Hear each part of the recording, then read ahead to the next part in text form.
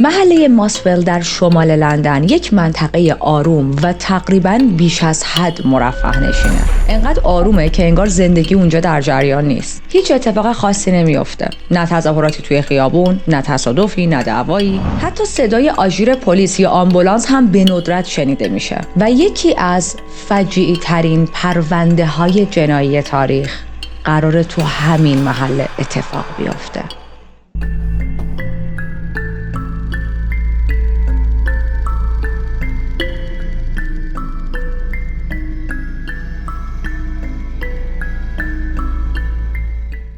من ریتا هستم و در این چنل وارد دنیای جنایی میشیم. اگر پرونده های جنایی دوست دارید و هنوز عضو خانواده جنایی دوست ما نشدید، قدمتون رو چشم. با سابسکرایب کردن این چنل زیر همین ویدیو میتونید جمع ما رو بزرگتر کنید و تو پرونده ها همراهمون باشید. و بچه‌ها به دیسمبر خوش اومدید. دیسمبر فصل مورد علاقه منه، نه به خاطر سرماش، چون میدونید من از سرما اصلا خوشم نمیاد، اما به خاطر اینکه ماه تولدمه و چون ماه دیسمبر برام خاصه، میخوام توی این یک ماهی که پیش رو داریم سراغ پرونده های خاص بریم. یعنی قراره یک ماه خیلی خاص و کریپی رو با هم دیگه بگذرونیم. پرونده امروز برای من خیلی ویژه است و دلیلش رو بهتون انتهای کیس میگم. اما یه نکته رو بدونید قبل از اینکه داستان رو شروع کنیم، برای اینکه بهتر بتونید فضای پرونده رو درک کنید، تصویر بهتری از این کیس از شخصیت ها و اتفاقات داشته باشید، من ممکنه هم از عکس های واقعی شخصیت ها تو این پرونده استفاده کنم. همه سری فیلم از این پرونده ساخته شده و ممکنه من از عکس های اونا استفاده کنم و هم از AI کمک بگیرم برای ساخت یه سری از تصاویر. توی اینترو از محله‌ای به اسم ماسول صحبت کردیم. ما توی دهه 80 هستیم الان و تو محله همه یک زندگی خیلی آرومی دارن، یک روتین مشخصی دارن. بیشتر مردا هر صبح از در خونه میزنن بیرون، با ماشیناشون رانندگی میکنن تا محلهای کارشون و زنها کارا و امورات خونه رو انجام میدن. غذا درست میکنن و تا شب وای میسن که همسراشون برگردن خونه. گاهی اوقات دور همی و مهمونی برگزار میکردن و توی مهمونی‌ها شرابای گرون سرو میکردن و تاپیک اصلیشون هم این میشد که کی بیشتر از واین سر در میاره. اکثر خونه‌ها باغچه‌های خیلی زیبایی داشتن و این منطقه روی زمین‌های مرتفع‌تری نسبت به بقیه لندن قرار گرفته. پس هوای تازه تری داره، آفتابم کامل بهش میتابه. خانواده‌هایی که اونجا زندگی میکردن روحیه شادی داشتن و بچه‌ها در امنیت کامل بیرون از خونه بازی میکردن و پارک میرفتن. همه اینا رو گفتم که فضای اون زمان و دوره رو بتونید کامل تصور کنید. مردم تو محله این مدلی بودن که برای زیباتر کردن دیزاین داخل خونه و همینطور نمای بیرون خونه با هم رسما رقابت میکردن. یه چشم رو هم چشمی داشتن. یه حالتی که خونه بغلی نمای بیرونش رو دوباره جدید کرده، ماه پیش ما هم باید عوض کنیم، ما هم باید قشنگش کنیم، خونه ما باید از بقیه قشنگتر باشه. همه خونه ها همینقدر زیبا و در آرامش بودن به جز یک ساختمون. خونه شماره 23 کاملا بیروح و قهوه‌ای رنگ بود، پر از علف هرز بدون حتی یه ذره رنگ یا گل و گیاه. انگار آفتاب با اون یه دونه خونه قهر کرده بود و یا مثلا انگار اون یه دونه خونه از دل جهنم بیرون اومده بود، اونم وسط یک منطقه بهشتی. خونه کثیف و خسته به نظر می رسید. یه جورایی انگار حتی بارون هم بهش نمیخورد که بشورتش و تمیزش کنه. این ساختمون برق و تمیزی خونه ها و ساختمون های اطراف نداشت و بیشتر شبیه یک مکان ابندنت بود، کسی که هیچ کس براش اهمیتی قائل نیست. از اون طرف گفتیم بیشتر کسایی که تو اون منطقه و محله زندگی می‌کردن خانواده بودن، اما ساختمون شماره 23 از این نظر هم با بقیه خونه ها متفاوت بود. یه جورایی میشه گفت هیچ خانواده‌ای داخل این ساختمون زندگی نمی‌کرد. حالا اصلا که میخوام از هیستری این خونه براتون بگم. اولش که این خونه ساخته شد مال یک خانم هندی بود که هیچ وقتم نیومد تا داخل این خونه زندگی کنه. انقدر داخل این خونه زندگی نکرد که آخر سر خونه رو میفروشه. اون شخصی که خونه رو از این خانم هندی خرید مدام خونه رو به آدم‌های مختلف اجاره میداد، مستاجر می آورد و خودش هم داخل این خونه زندگی نمی‌کرد. انگار این خونه یه مدل خاصی بود، یه جوری که هیچ کس نمیتونه دائم داخلش زندگی کنه. چون حتی مستاجرا هم زیاد داخل این خونه نمیموندن و بعد از چند هفته یا چند ماه میرفتن. هیچ دلیل خاص یا کریپی یا تخیلی هم وجود نداره که بتونم بهتون بگم. ولی انگار این خونه نمیتونست به هیچ کس وفادار بمونه. خب خونه‌ای که یکسره مستاجر بیاد داخلش زندگی کنه، مثلا در طول سال چند تا مستاجر به خودش ببینه، یعنی چی؟ یعنی اون ساختمون میتونه رسما به فنا بره، نابود شه. و واقعا هم همین اتفاق میفته. انقدر آدمای مختلف توی اون خونه اومدن و رفتن که رنگ و تازگی خونه هم از بین رفت. پله‌ها و راهروها رنگ نشده و زشت بودن. حتی چراغ‌ها هم اغلب خاموش میموندن چون هیچکس حوصله نداشت لامپا رو عوض کنه. در حدی تاریک بود که توی زمستونا باید با چراغ قوه از پله‌ها بالا پایین میرفتی و توی راهت رو پیدا می‌کردی. توی طبقه آخر خونه یک آپارتمان زیر شیروانی بود با 2 تا اتاق خواب، یه آشپزخونه و یک حموم هم داشت. اونجا یک کارمند دولتی زندگی می‌کرد با سگش. این کارمند دولتی تنها کسی بود که بیشتر از تمام مستاجرها توی اون خونه مونده بود. چندین سال بود اونجا داشت زندگی می‌کرد. ولی با این حال تقریباً هیچ کدوم از مستاجرها این آدم رو نمی‌شناختن. بعضیاشون که حتی یک بار هم ندیده بودنش و فقط میدونستن یه نفر تو فلان طبقه زندگی میکنه. حالا کیه، چه شکلیه، تنها، با خانواده است، نمیدونیم. فقط میدونستن که اسمش دزه، چون روی پاکت‌های نامه‌ای که توی راهروی طبقه پایین افتاده بود کلمه دز نوشته شده بود. و اسم کامل این آقای کارمند چی بود؟ دنیس اندرو نیلسن، کارمند ساده یه اداره. اسم سگش هم بلیپ بود. تنها زمانایی که میشد دنیس رو دید صبحها قبل از ساعت 8 بود که میرفت سر کار، یا عصر حدود 5:30 که برمیگشت خونه و تقریبا هر شب سگش بلیپ رو با قلاده بیرون میبرد برای یه پیاده روی طولانی، چون سگ بیچاره کل روز رو تنها مونده بود و خب این کمترین کاری بود که میشد براش کرد. اما اینجوری نبود که دنیس از سر اجبار این سگ رو توی خونش نگه داره. نه، یک عشق بسیار زیادی بین این مرد و سگش وجود داشت. یک عشق صادقانه و عمیق که خیلیامون با بچه‌های چارپامون این حس رو تجربه کردیم. اما دنیس برخلاف اون تصوری که ممکنه ما داشته باشیم از یک مردی که عصرا میاد خونه و با شادی سگش رو میبره بیرون، فرق داشت. همیشه یک سایه غمی تو چهره دنیس دیده میشد. دنیس یک مرد قد بلند و لاغر بود، یک کم قوز داشت، شونه‌هاش رو به جلو اومده بودن، موهای قهوه‌ای پرپشت داشت. همیشه لباسهای تیره کلاسیک و رسمی میپوشید با کراوات. برخلاف اهالی اون محله که همیشه لباسهای جدید و رنگی و برند نیو تنشون بود، لباسهای دنیس محدود بودن و همش لباسهای تکراری میپوشید و هیچ رنگ و رویی هم نداشتن. تو این خط زمانی دنیس 37 سال است و هنوز جذاب بود، طوری که راحت میشد حد زد وقتی سنش کمتر بود و جوانتر بود احتمالاً خوش قیافه تر هم بوده. البته خوش قیافه بود تا زمانی که لبخند نمیزد، چون دندونهاش زرد و ناهموار بودن و اصلا لبخند زیبایی نداشت. شاید هر کس دیگه جای دنیس بود حتما به دندون پزشکی مراجعه میکرد تا وضعیت دندوناش رو درست کنه، اما دنیس نه. دنیس از اون آدمایی بود که ذره شعاف کردن تو وجودش نبود. اصلا براش مهم نبود که دیگران راجع به ظاهرش چه فکری میخوام بکنن. از شخصیتش بیشتر میخوام براتون بگم. دنیس نگاه مستقیمی داشت. از اون نگاهایی که وقتی باهاش چشم تو چشم میشدید زل میزد بهتون و پلک هم نمیزد و یه جورایی شاید حتی آدم رو معذب میکرد. دست دادنش هم خیلی محکم بود. وقتی باهاش دست میدادید ممکن بود دستتون درد بگیره. البته هیچ کدوم از همسایه‌هاش از این ویژگی‌های دنیس خبر نداشتن و اینا چیزهاییه که همکاراش راجع به دنیس میدونن، چون خب میگم اصلاً با همسایه‌هاش معاشرت نداشت و همین خصوصیات اخلاقیش سر کار باعث شده بود که خیلی پوزیتیو پوینتس به دست بیاره. دنیس از اون آدمایی نبود که توی محیط کار خیلی خونگرم باشه، با همه بگه بخنده، شوخی کنه، نه. اما خیلی مسئولیت پذیر بود. منظم بود، سر وقت می اومد، سر وقت میرفت، بقیه رو اذیت نمی‌کرد. یه جورایی سرش به کار خودش بود. هر باری که کارهای سنگین بهش میدادن، بدون غر زدن، بدون اینکه خم به ابروش بیاره، سریع اون مسئولیت رو قبول می‌کرد و به بهترین نحو انجامش میداد. و خب توی یک محیط اداری چی از این مهمتر؟ شما یک حقوق ثابت داشته باشی اما خیلی زیاد کار کنی. عالی. حتی گاهی توی محیط کار ترابل میکر صداش می‌کردن، چون دنیس عادت داشت همیشه از حقوق کارگرها و افرادی که زیر دست خودش بودن با هیجان مثل یک وکیل خبره دفاع کنه. وقتی یه تاپیک مهم می اومد وسط، توی صحبت کردن خیلی ماهر بود و هوشش قدرت استدلالش و تواناییش توی نظم دادن به افکار واقعا تحسین برانگیز بود. خودش به خودش میگفت مانوکروم من، یعنی مرد سیاه و سفید، مرد تک رنگ، فکر کنم اینجوری بشه ترنسلیت کرد. اما با وجود این چیزهای خوبی که راجع به سر کارش گفتیم، هرگز همکاراش رو به خونش به همون ساختمون 23 دعوت نکرده بود. دنیس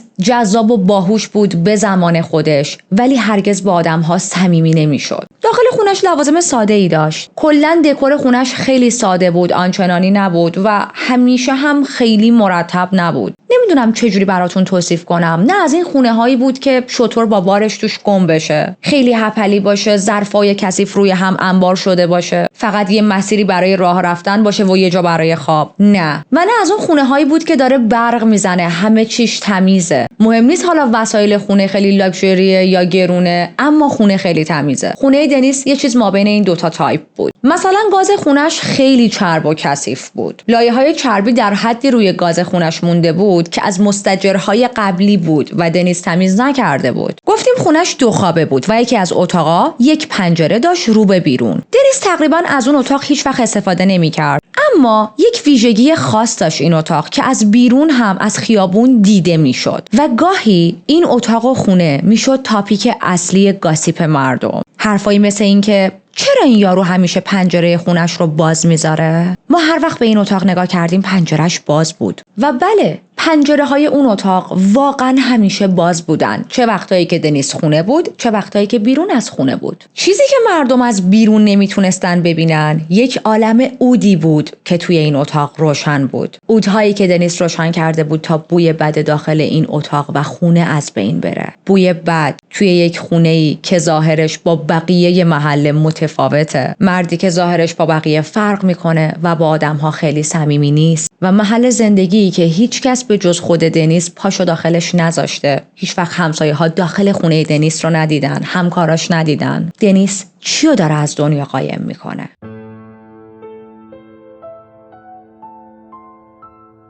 بریم به اوایل فوریه سال 1983. یکی از همسایه‌ها متوجه شد که فلاش دستشوییش کار نمیکنه. 2 بار با محلول اسیدی سعی میکنه که تلاش کنه لوله رو باز کنه، اما خب هیچ تأثیری نداشت. هرچی اسید میریخ آب بدتر بالا میومد به جای اینکه بره پایین. جوری که فقط یک کم با کلاً سرازیر شدن این دستشویی فاصله داشت. تصمیم میگیره از اون یکی دستشویی توی خونه استفاده کنه تا حالا فردا یکی رو بیاره، اگر فلاش خراب شده اینو درست کنن یا هر مشکلی دستشویی داره فیکسش کنن. میره سراغ اون یکی دستشویی، اما میبینه اون هم فلاشش کار نمیکنه. خب وقتی هر دو تا دستشویی به یک مشکلی خوردن یعنی لوله ها مشکل داره، پس تصمیم میگیره که کار من نیست و باید فردا یک لوله کش بیارم. اما همون شب دنیس درگیر یک مشکل بزرگتر بود. توی یکی از کمدای اتاقش جسد یک پسر جوان نگهداری میشد، کسی که 8 روز قبل دنیس باهاش آشنا شده بود و مشکل دنیس این بود که باید از شر این جسد خلاص میشد. یک کیسه بزرگ زباله رو از وسط برید، پهنش کرد وسط اتاق، بعد جسد رو از کمد بیرون کشید و روی پلاستیک خوابوند. از آشپزخونه چاقو برداشت، تیزش کرد، برگشت توی اتاق و با زانو روی زمین نشست. با دقت شروع کرد به بریدن سر اون پسر.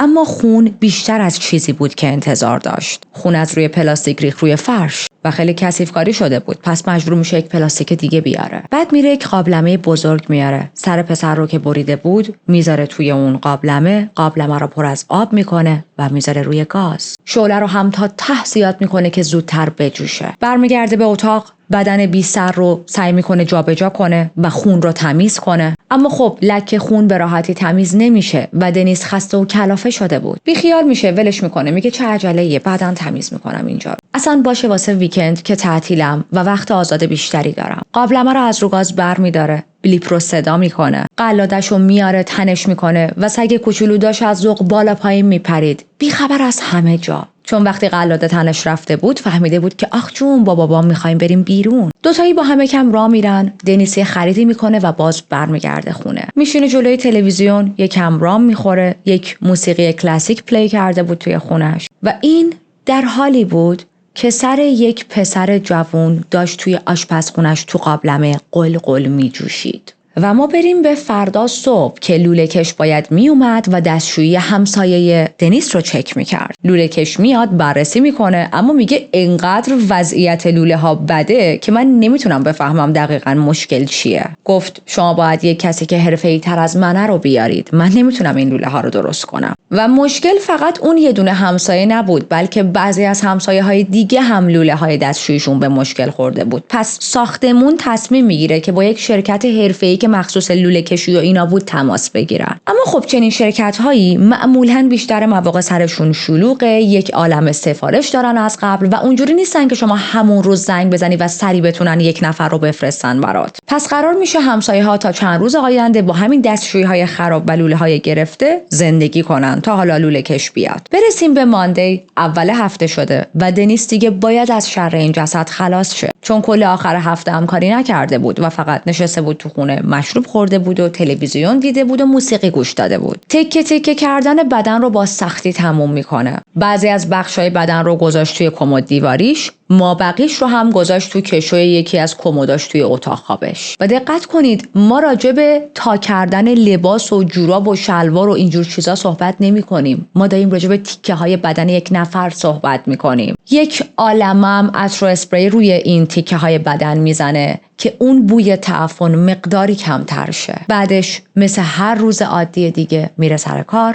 اما اون روز همکاراش حس کردن که دنیس از روزهای دیگه عصبی تره و مثل همیشه نیست. و باز یه روز بریم جلوتر، برسیم به سه‌شنبه که بالاخره از شرکت لوله کش میفرستن. کارمند اون شرکت به محض اینکه کارش رو شروع میکنه تا ببینه توی اون لوله ها چی وجود داره، یک بوی خیلی بد و افتضاحی به مشامش میخوره، جوری که سری میگه این بو خیلی افتضاحه. من کارم نصب و تعمیر لوله هاست، ولی تا حالا تو کل تایمی که کار کردم با چنین بوی افتضاحی برخورد نکردم و میتونم با قطعیت بگم این بوی مدفوع نیست، بلکه بوی گوشت فاسد شده است. داخل فاضلاب یک لایه ضخیم خمیر مانند وجود داشت، حدود 8 سانتی متر. به علاوه پر بود از تیکه های گوشت، حدود 30 یا 40 تا تیکه گوشت اون داخل بود. وقتی اون لوله کش این صحنه رو دید، بلافاصله با مدیرش تماس گرفت. به مدیرش میگه من اومدم ساختمون 23، همون جایی که قرار بود لوله هاشون اوکی کنم و چیزی که باهاش روبرو شدم واقعا افتضاحه. فکر میکنم داخل این لوله ها گوشت انسان وجود داره. حالا میخوام به یک نکته عجیب و خیلی مهم توی این پرونده اشاره کنم. دنیس فهمیده بود که چاه گرفته، فهمیده بود که گزارش دادن احتمالاً تیکه های گوشت انسان توی لوله ها گیر کرده. حتی فهمیده بود که هنوز به پلیس خبر ندادن، چون خب مطمئن نبودن که آیا حدس ما درسته، آیا واقعاً اینا تیکه های گوشت انسانه یا نه. و دنیس میتونست فرار کنه. خیلی هم آشفته شده بود، اما فرار نکرد. دنیس توی یک دوراهی گیر کرده بود. یه بخش از وجودش میخواست فرار کنه، یه بخشش میخواست تمومش کنه و همه چیز رو اعتراف کنه. بعدها خودش راجع به این بخش از کیس میگه حس میکردم بار گناهام سنگین تر از اون چیزی شده که بتونم حملش کنم. دنیس حتی به خودکشی فکر میکنه. برای چند لحظه برنامه‌ش هم میچینه، اما پشیمون میشه. با خودش میگه یک نفر باید زنده بمونه و به بقیه بگه که سر این آدم‌ها چی اومده. و بله، آدم‌ها. دنیس داره از چند نفر صحبت میکنه. به علاوه اینکه نمیتونست اگر خودکشی کنه چه بلایی میخواد سر سگش بیلیپ بیاد و دنیس واقعا عمیقا عاشق سگش بود. اون شب توی دفترچه خاطراتش مینویسه امشب مشروبم رو تموم کردم، موسیقی مورد علاقم رو گوش دادم و بیلیپ رو کلی بغل کردم. بیلیپ آخرین موجود گرم و قشنگیه که توی زندگی مونده بود. فرداش میشه دنیس مثل همیشه حاضر میشه میره سر کار و از اون طرف پلیس داشت میومد تا ساختمون 23 رو بررسی کنه. دنیس در حالی که توی محل کارش بود ته قلبش میدونست که احتمالاً دیگه بر نمیگرده خونه. خودش آماده کرده بود که پلیس تو همون محل کار بیاد و دستگیرش کنه. میز کارش رو مرتب میکنه، یه یادداشت میذاره ته کشوش. توی یک پاکت قهوه‌ای نوشته بود اگر روزی بازداشت بشم و بعد اعلام کنن که من خودکشی کردم، این یک دروغ محضه. از این میترسید که ممکنه دستگیرش کنن و بکشنش و جوری تظاهر کنن به رسانه ها که مثلا خودکشی کرده. کل تایم اداری رو میمونه، پلیسا نمیان سراغش. از سر کار میره خونه.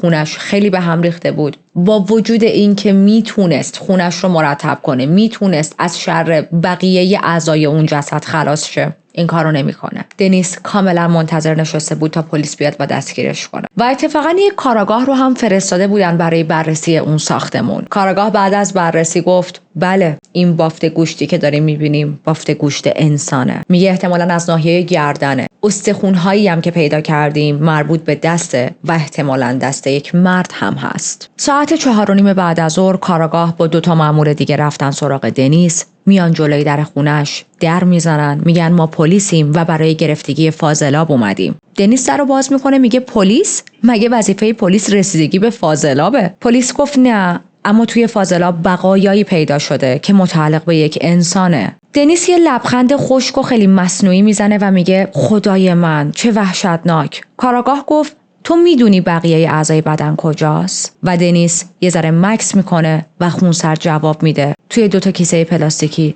داخل کمد اتاق جلو. بیایید داخل، نشونتون میدم. و ببینید کاراگاه‌ها اینجا داشتن یه دستی میزدن. در واقع دم در هر خونه‌ای که میرفتن این سوال رو میپرسیدن که ما بقایای انسان توی لوله ها پیدا کردیم، گوشت انسان، استخون انسان پیدا کردیم، شما خبر دارید که بقیه اعضای بدن میتونه کجا باشه؟ و 99% همسایه‌ها این مدلی بودن که نه، ما از کجا باید بدونیم؟ وای او مای گاد، پرامون ریخت، کی میتونه چنین کار فجیعی رو کرده باشه؟ و بلا بلا بلا. اما دنیس جز به اون 1% بود که به پلیس گفت آره من میدونم بقیه اعضای بدن کجاست، تو خونه منه، بیاید بهتون نشون بدم. و الان میتونید صورت کاراگاه ها رو تصور کنید که چقدر شاک شدن. از دنیس میپرسن دنیس چیز دیگه ای هم هست بخوای به ما بگی؟ و دنیس میگه آره خیلی چیزای دیگه هست ولی اینجا نمیتونم، فکر کنم بهتره بریم پلیس استیشن. همونجا بازداشتش میکنن به اتهام قتل. برای دنیس این لحظه دستگیری پایان کابوس چندین سال پنهانکاری و تمام گناهاش بود. اما برای کاراگاه این پرونده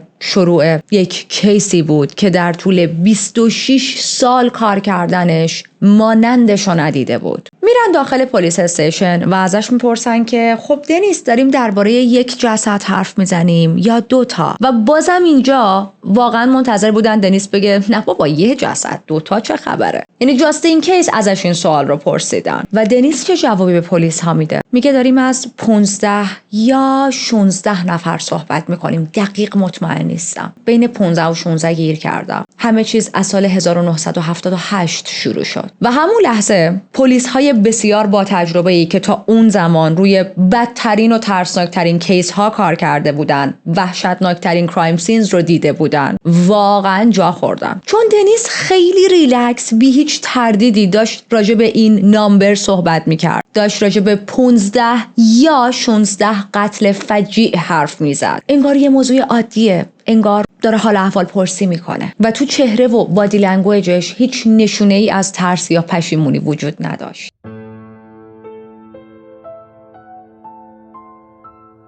کیسه هایی که توی خونه دنیس بودن داخلشون وحشتناک بود. توی کیسه ها قفسه سینه یک مرد بود با بازویی که چسبیده بهش، قسمتی دیگه از بالاتنه یه مرد با بازویی که چسبیده بود بهش وجود داشت، یه قلب، 2 تا ریه، کبد، کیسه صفرا، کلیه و روده وجود داشت و همه اینا ریخته شده بودن روی هم توی کیسه ها. بذارید اینجوری بهتون بگم، مثل یک آش متعفن از اندامهای انسانی. برخلاف اکثر مجرم‌ها، دنیس داوطلبانه همه چیز رو به پلیس گفت، همه چیز رو توضیح داد، تمام جزئیات رو گفت، حتی داشت راهنماییشون میکرد که قربانی‌ها بهتر شناساییشن. حتی از این صحبت کرد که از چه تکنیکی استفاده کرده برای اینکه بدن رو بتونه تیکه تیکه کنه. یعنی این مدلی بود که پلیس لازم نبود سوالی از دنیس بپرسه. دنیس خودش بی‌وقفه داشت حرف میزد، حالتی که انگار بخواد ذهنش رو از این کابوس چند ساله‌ای که درگیرش شده بود خالی کنه. دنیس به پلیس میگه توی خونه‌مو دقیق‌تر بگردید، چون بقایای 3 نفر توی خونه من وجود داشت و نه 1 نفر. میگن که اوکی دنیس،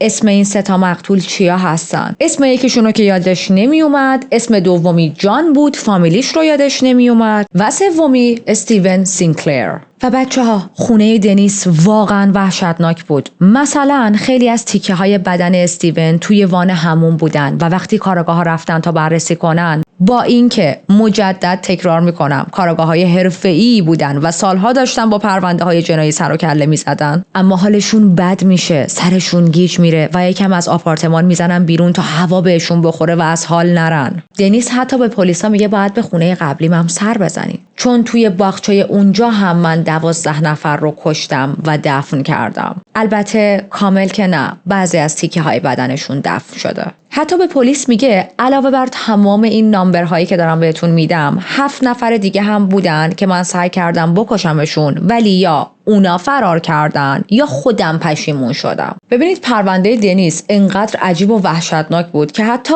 وکیلش هم شاک شده بود. بعد وکیلش یک وکیل معمولی نبود، یک وکیلی بود که برای سالهای پشت سر هم مدام داشت پرونده های قتل رو قبول میکرد و قتل های معمولی هم قبول نمیکرد. با شنیدن جزئیاتی که دنیس میگفت حالا وکیلش هم بد شده بود. یعنی وکیلش این مدلی بود که برا من چجوری از تو دفاع کنم؟ مثلا اینجا چی کار میکنم؟ فکر کنم خودت رو پای خودت تو این یک مورد باشی بهتره دنیس. رسانه ها با شنیدن این خبر ترکیده بودن. تیترهای زرد و احمقانه شروع شدن، از خانه وحشت گرفته تا قصاب همجنسگرا، و خبرنگارها حتی به خونه مادر دنیس هم هجوم بردن. مادرش یک خانم میدل ایجی بود که از همه چی و همه جا بی خبر بود. یک خانم خوشرو و مهربون بود که حالش بد شده بود وقتی شنیده بودش که پسرش قاتله، اونم نه یک قاتل معمولی، یک قاتل سریالی. خبرنگارا به دروغ عکسای خانوادگیشون رو از مادرش گرفتن، قول دادن فقط قرض میگیرن، ولی بعد این عکس‌ها رو با قیمت‌های بالا فروختن به بقیه رسانه‌ها. و ببینید واقعا خبرنگارها دیوونه شده بودن. اوکی، حتی به همکلاسی‌های سابق دنیس هم رحم نکردن و به اونا هم حمله کردن. مدام ازشون یه سری سوال‌های احمقانه میپرسیدن، مثل اینکه اون زمانی که تو با دنیس همکلاسی بودی با هم دوتای خودارضایی هم کرده بودی. و این واقعا نکست لوله. من اصلا خبرنگارها رو در این پرونده درک نمی کنم. but anyways کاری بود که کرده بودن. از اون طرف دنیس با آرامش نشسته جلوی کاراگاه‌ها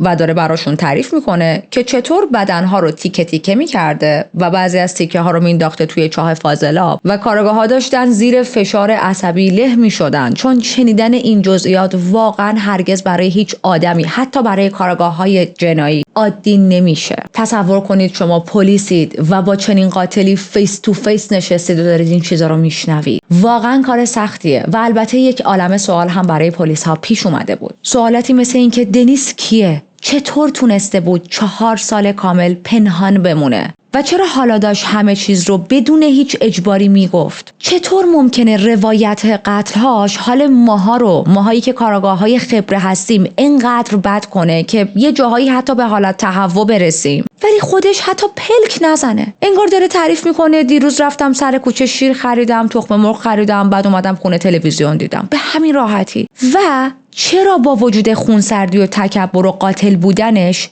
نمیتونیم ازش متنفر باشیم؟ چرا دنیس یک حس صمیمی به ما میده؟ توی بازجویی یکی از کاراگاه‌ها به دنیس میگه که ببین، به نظر من تو عمدن قربانی هات رو انتخاب میکردی. یعنی تبدیل میشدن به تارگتت، میرفتی باشون گپ میزدی، میکشوندیشون خونت، مستشون میکردی و بعد میکشتیشون. دنیس بدون تردید و باز دوباره خیلی ریلکس، خیلی آروم با یک تون صدای بسیار مؤدبانه و آروم میگه که بله، یه بخشی از حرفات درسته. من میرفتم بیرون به دنبال همراهی با یک نفر، ولی وقتی میرفتم بیرون و مشروب میخوردم قصد انجام قتل نداشتم. ممکنه بعدش اتفاقی بیفته، ممکنه بعدش قتل اتفاق افتاده باشه، ولی من از قبل برای هیچ کدوم از این قتل ها برنامه ریزی نکرده بودم. من توی پاپ ها و بارها دنبال رفاقت بودم. من خیلی ها رو به خونم آوردم، اما تعداد خیلی کمی کشته شدن. تعداد کسایی که اومدن تو خونه من و زنده بیرون رفتن خیلی بیشتر از اوناییه که مردن. و تو بیانست کاراگاه نمیدونم چرا اونا رو انتخاب کردم که بکشم. و دقیقاً همین نبود الگو ذهن کاراگاه ها رو به هم ریخته بود. این مرد تا سال 1978 یک شهروند معمولی بود، با شغل، درآمد و نظم توی زندگیش. نه کسی توی اون محله بدی ازش دیده بود و نه کسی ازش میترسید. و البته هیچ کس هم ناپدید شدن قربانی های دنیس رو جدی نگرفته بود. دنیس حتی شعر مینوشت و بعد از دستگیریش هم کلی شعر توی خونش پیدا کردن. شعرهایی که اگر یک کسی بدون شناخت از دنیس و شخصیتش و اینکه چه کارهایی کرده این شعرها رو میخوند، باورش نمیشد که یک قاتل سریالی این اشعار رو نوشته. بعد از تموم شدن بازجویی اولیش، وقتی رفت توی سلولش، از اونجا یک نامه به کارآگاهی که بازجوی اصلیش بود نوشت. از این کارآگاه تشکر کرد بابت رفتار درست و خوب و آرومش. و همین نامه هم باز باعث تعجب خیلی‌ها شده بود. چون ببینید معمولاً قاتل‌های سریالی عصبی‌ان، بی‌ادبن، از پلیس متنفرن، پلیس رو مسخره می‌کنن، به هیچ عنوان با پلیس همکاری نمی‌کنن، بازی در میارن. اما دنیس هیچ کدوم از این کارها رو نمی‌کرد و تازه قدردان کاراگاه‌ها و پلیس‌ها هم بود. دنیس یه حرف دیگه هم خطاب به رسانه‌ها توی همون نامش زد. گفت همه دارید من رو به خاطر کشتن استیون و مردها و پسرهای دیگه سرزنش می‌کنید. اما زمانی که زنده بودن چرا خودتون بهشون جا و پناه ندادید؟ چرا حالا که این آدما مردن جونشون براتون عزیز شده؟ یه حرف عجیب دیگه هم توی بازجوییش میزنه. میگه مردم همشون درون خودشون دارکنس دارن. ذهنشون یه کمد داره که توش پر از اسکلت‌های پنهان. فقط چون من اون دارکنس رو زندگی کردم، حالا کنجکاوم بدونن چرا و چطور کسی میتونه کارهایی رو بکنه که ما خودمون فقط تو خیال انجام دادیم. اما بچه‌ها، برای فهمیدن اینکه دنیس نیلسن و قربانی‌هاش در طول فقط 4 سال چرا کارشون به اینجا ختم شد، چه اتفاقهایی افتاد، بقیه قربانی‌هاش کی بودن و دنیس چه شخصیتی داشت، باید برگردیم به عقب و مثل روال همیشگی که توی این چنل داریم نگاهی به گذشته قاتل و مقتولین بندازیم. و من میخوام با گذشته دنیس شروع کنم. دنیس توی اسکاتلند به دنیا اومد، جایی که اکثر مواقع پر از باد و بارون بود. فضای شهر یا روستایی که دنیس به دنیا اومده بود متفاوت بود با خیلی از تجربیاتی که شاید ما توی دوران کودکی داشتیم. توی اون روستا مردم همیشه در خونه هاشون رو بسته نگه می داشتن، به غریبه ها بدبین بودن و رسما خودشون رو از بقیه دنیا جدا کرده بودن. ماهیگیری شغل و کار اصلی مردم اونجا بود و هر زنی میدونست ممکنه نصف مردای توی زندگیش روزی برن تو دریا و دیگه برنگردن. کار ماهیگیری از 3 صبح شروع می شد و تا نیمه شب ادامه داشت. و دنیس نیلسن در همین دنیای سرد و شور، جایی بین نمک، باد، بارون و تنهایی به دنیا اومد. خونه های اون روستا مثل یک باکس چوبی بزرگ بود. از دکور و دیزاین داخلی و معماری های آنچنانی هم هیچ خبری نبود. خیلی وقتا تعداد زیادی از آدم‌ها با هم توی یک خونه زندگی می‌کردن. یک کلبه‌ای که خیلی کوچیکه حتی برای 1 نفر و چندین نفر توش با هم زندگی می‌کردن. و کلاً مردم اون روستا از افراد اشرافی، افراد قدرتمند، ثروتمند اصلاً خوششون نمی اومد. و چنین روستاهای ماهیگیری توی اسکاتلند مخصوصاً اون زمان خیلی زیاد بود و این یکی از اون روستاهای مخصوص ماهیگیری بود. تو روستاهای ماهیگیری تفاوت طبقاتی پذیرفته نمیشد. کسی که تحصیل کرده بود اغلب مورد تمسخر قرار می گرفت، چون مردم باورشون این بود که تحصیلات ذهن انسان رو کند میکنه. حتی اگر یک نفر که داخل اون روستا به دنیا آمده بود و زندگی کرده بود میتونست با سختی و بیچارگی بعدها خودش رو از اون فقر و سادگی بیرون بکشه و پیشرفت کنه، رسما توسط روستایی ها طرد میشد. یعنی این مدلی بودن که رفتی حوالت به چراغ نفتی، دیگه تو روستای ما برنگرد. با توجه به چیزایی که تا الان از این روستا گفتیم، پس نباید خیلی تعجب کرد که بدونیم اکثر ازدواج‌ها داخل این روستا از بین خودشون انجام میشد و خب این یعنی ازدواج‌ها بیشترش فامیلی بودن و همین ازدواج‌های فامیلی باعث میشد که بیماری‌های روانی و ژنتیکی خیلی زیاد بینشون به وجود بیاد. مثلا این مدلی بود که بعضی خانواده‌ها کاملا ناشنوا بودن یا ناتوان در صحبت کردن. بعضیا همیشه درگیر افسردگی بودن و افسردگی‌ها بعضیا هم رسما به مرز جنون و دیوونگی میرسیدن. و ببینید دیوونگی انقدر توی اون روستا عادی بود که خانواده‌ها میگفتن a quirk of character، یعنی مثلا دیوونگی و ویژگی خاص خودشون میدونستن و خیلی راحت باهاش کنار میومدن و زندگی میکردن. چطوری بهتون بگم؟ مثلا یک روستایی رو تصور کنید که به خاطر آب و هواش آدم‌ها صورتشون خیلیاشون ککمکی میشه، یا مثلا پوست صورتشون روشنه، پوست بدن در واقع، یا مثلا موهاشون بلانده و خب عادیه دیگه، به خاطر آب و هوایی که اون منطقه داشته، به خاطر حالا نسل‌های قدیم‌تری که بوده، مثلا همه ظاهرشون این مدلی شده. اوکی، خب خیلی نرماله. توی این روستا این مدلی بود که دیوونگی رو بخشی از هویت و خصوصیت اخلاقی نرمال آدم‌ها میدونستن. حتی خودکشی هم چیز خیلی عادی بود بین مردم این روستا. و یا اینکه مثلا خیلی ها به مدت چند هفته خودشون رو تو خونه حبس کنن، نه از خونه بیرون بیان و نه کسی رو تو خونهشون راه بدن. فقط یک روزها یا ماه‌های خاصی از خونه بزنن بیرون. واقعا این چیزایی که به نظر ما خیلی عجیب میاد، لایف استایل مردم این روستا بود. بریم سراغ مادر و پدر دنیس. اسم مادرش بتی بود، اسم پدرش اولاف. پدرش سرباز بود، مادرش تازه توی یک مسابقه زیبایی برنده شده بود و تو همون خط زمانی با هم آشنا میشن و ازدواج میکنن. اما ازدواجشون از همون ابتدا پر از مشکل بود، چون اولاف بیشتر مواقع غایب بود و اصلا توی این زندگی حضور نداشت. همیشه به خاطر خدمات نظامی نباید خونه میموند، یک بهانه‌ای داشت برای اینکه پیش اعضای خانواده نباشه، پیش زنش نباشه و با اینکه بچه دار شدن اما هیچ وقت یک ریل فامیلی نبودن. حاصل این ازدواج 3 تا بچه شد که خب یکیش دنیس بود. از همون بچگی دنیس بچه‌ای ساکت، درونگرا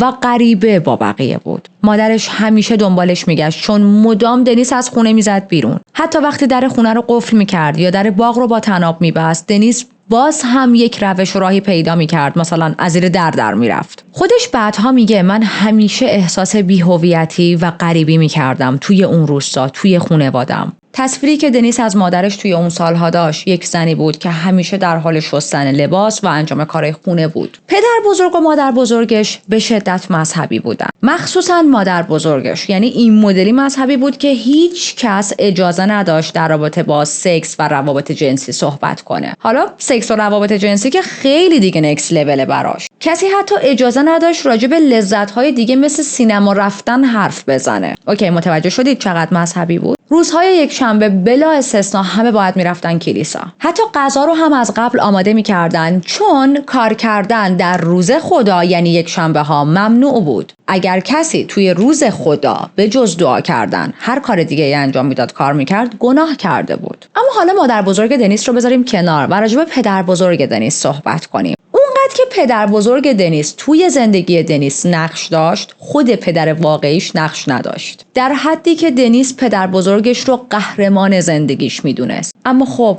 این رابطه زیبا بین دنیس و پدر بزرگش زیاد دوام نیاورد، چون پدر بزرگش بر اثر مرگ طبیعی از دنیا میره و دنیس دوباره تبدیل میشه به همون کودک خیلی تنهایی که بود. دنیس میگه اولین و بزرگترین ضربه روانیم همون مرگ پدر بزرگم بود تو زندگیم. نه به خاطر فقط مرگ، بلکه چون خانواده‌اش بهش گفته بودن پدر بزرگ خوابیده. یعنی بهش نگفتن پدر بزرگت مرده و مرگ چیه. دنیس تا مدت‌ها بعد منتظر بود که پدر بزرگش بیاد سراغش، بیاد دنبالش و ببینتش. چون توی دوران کودکی بود و یک کودک معنی و مفهوم مرگ رو نمیفهمه، مگر اینکه یک نفر بیاد و مقوله مرگ رو بهش توضیح بده که هیچ کس برای دنیس این کار رو نکرد. چند هفته میگذره، هفته ها تبدیل میشن به ماه‌ها و همچنان پدر بزرگش بر نمیگرده. دنیس هنوز نمیدونست چه اتفاقی افتاده، نمیدونست مرگ یعنی چی، اما یک چیز مطمئن بود، اونم این که هیچ آدمی برای ماه‌ها نمیخوابه و خب خیلی براش عجیب بود که چرا پدر بزرگ بیدار نمیشه. برای همین یک حس طرد شدگی بهش دست داد. حس کرد که پدر بزرگش ولش کرده، تا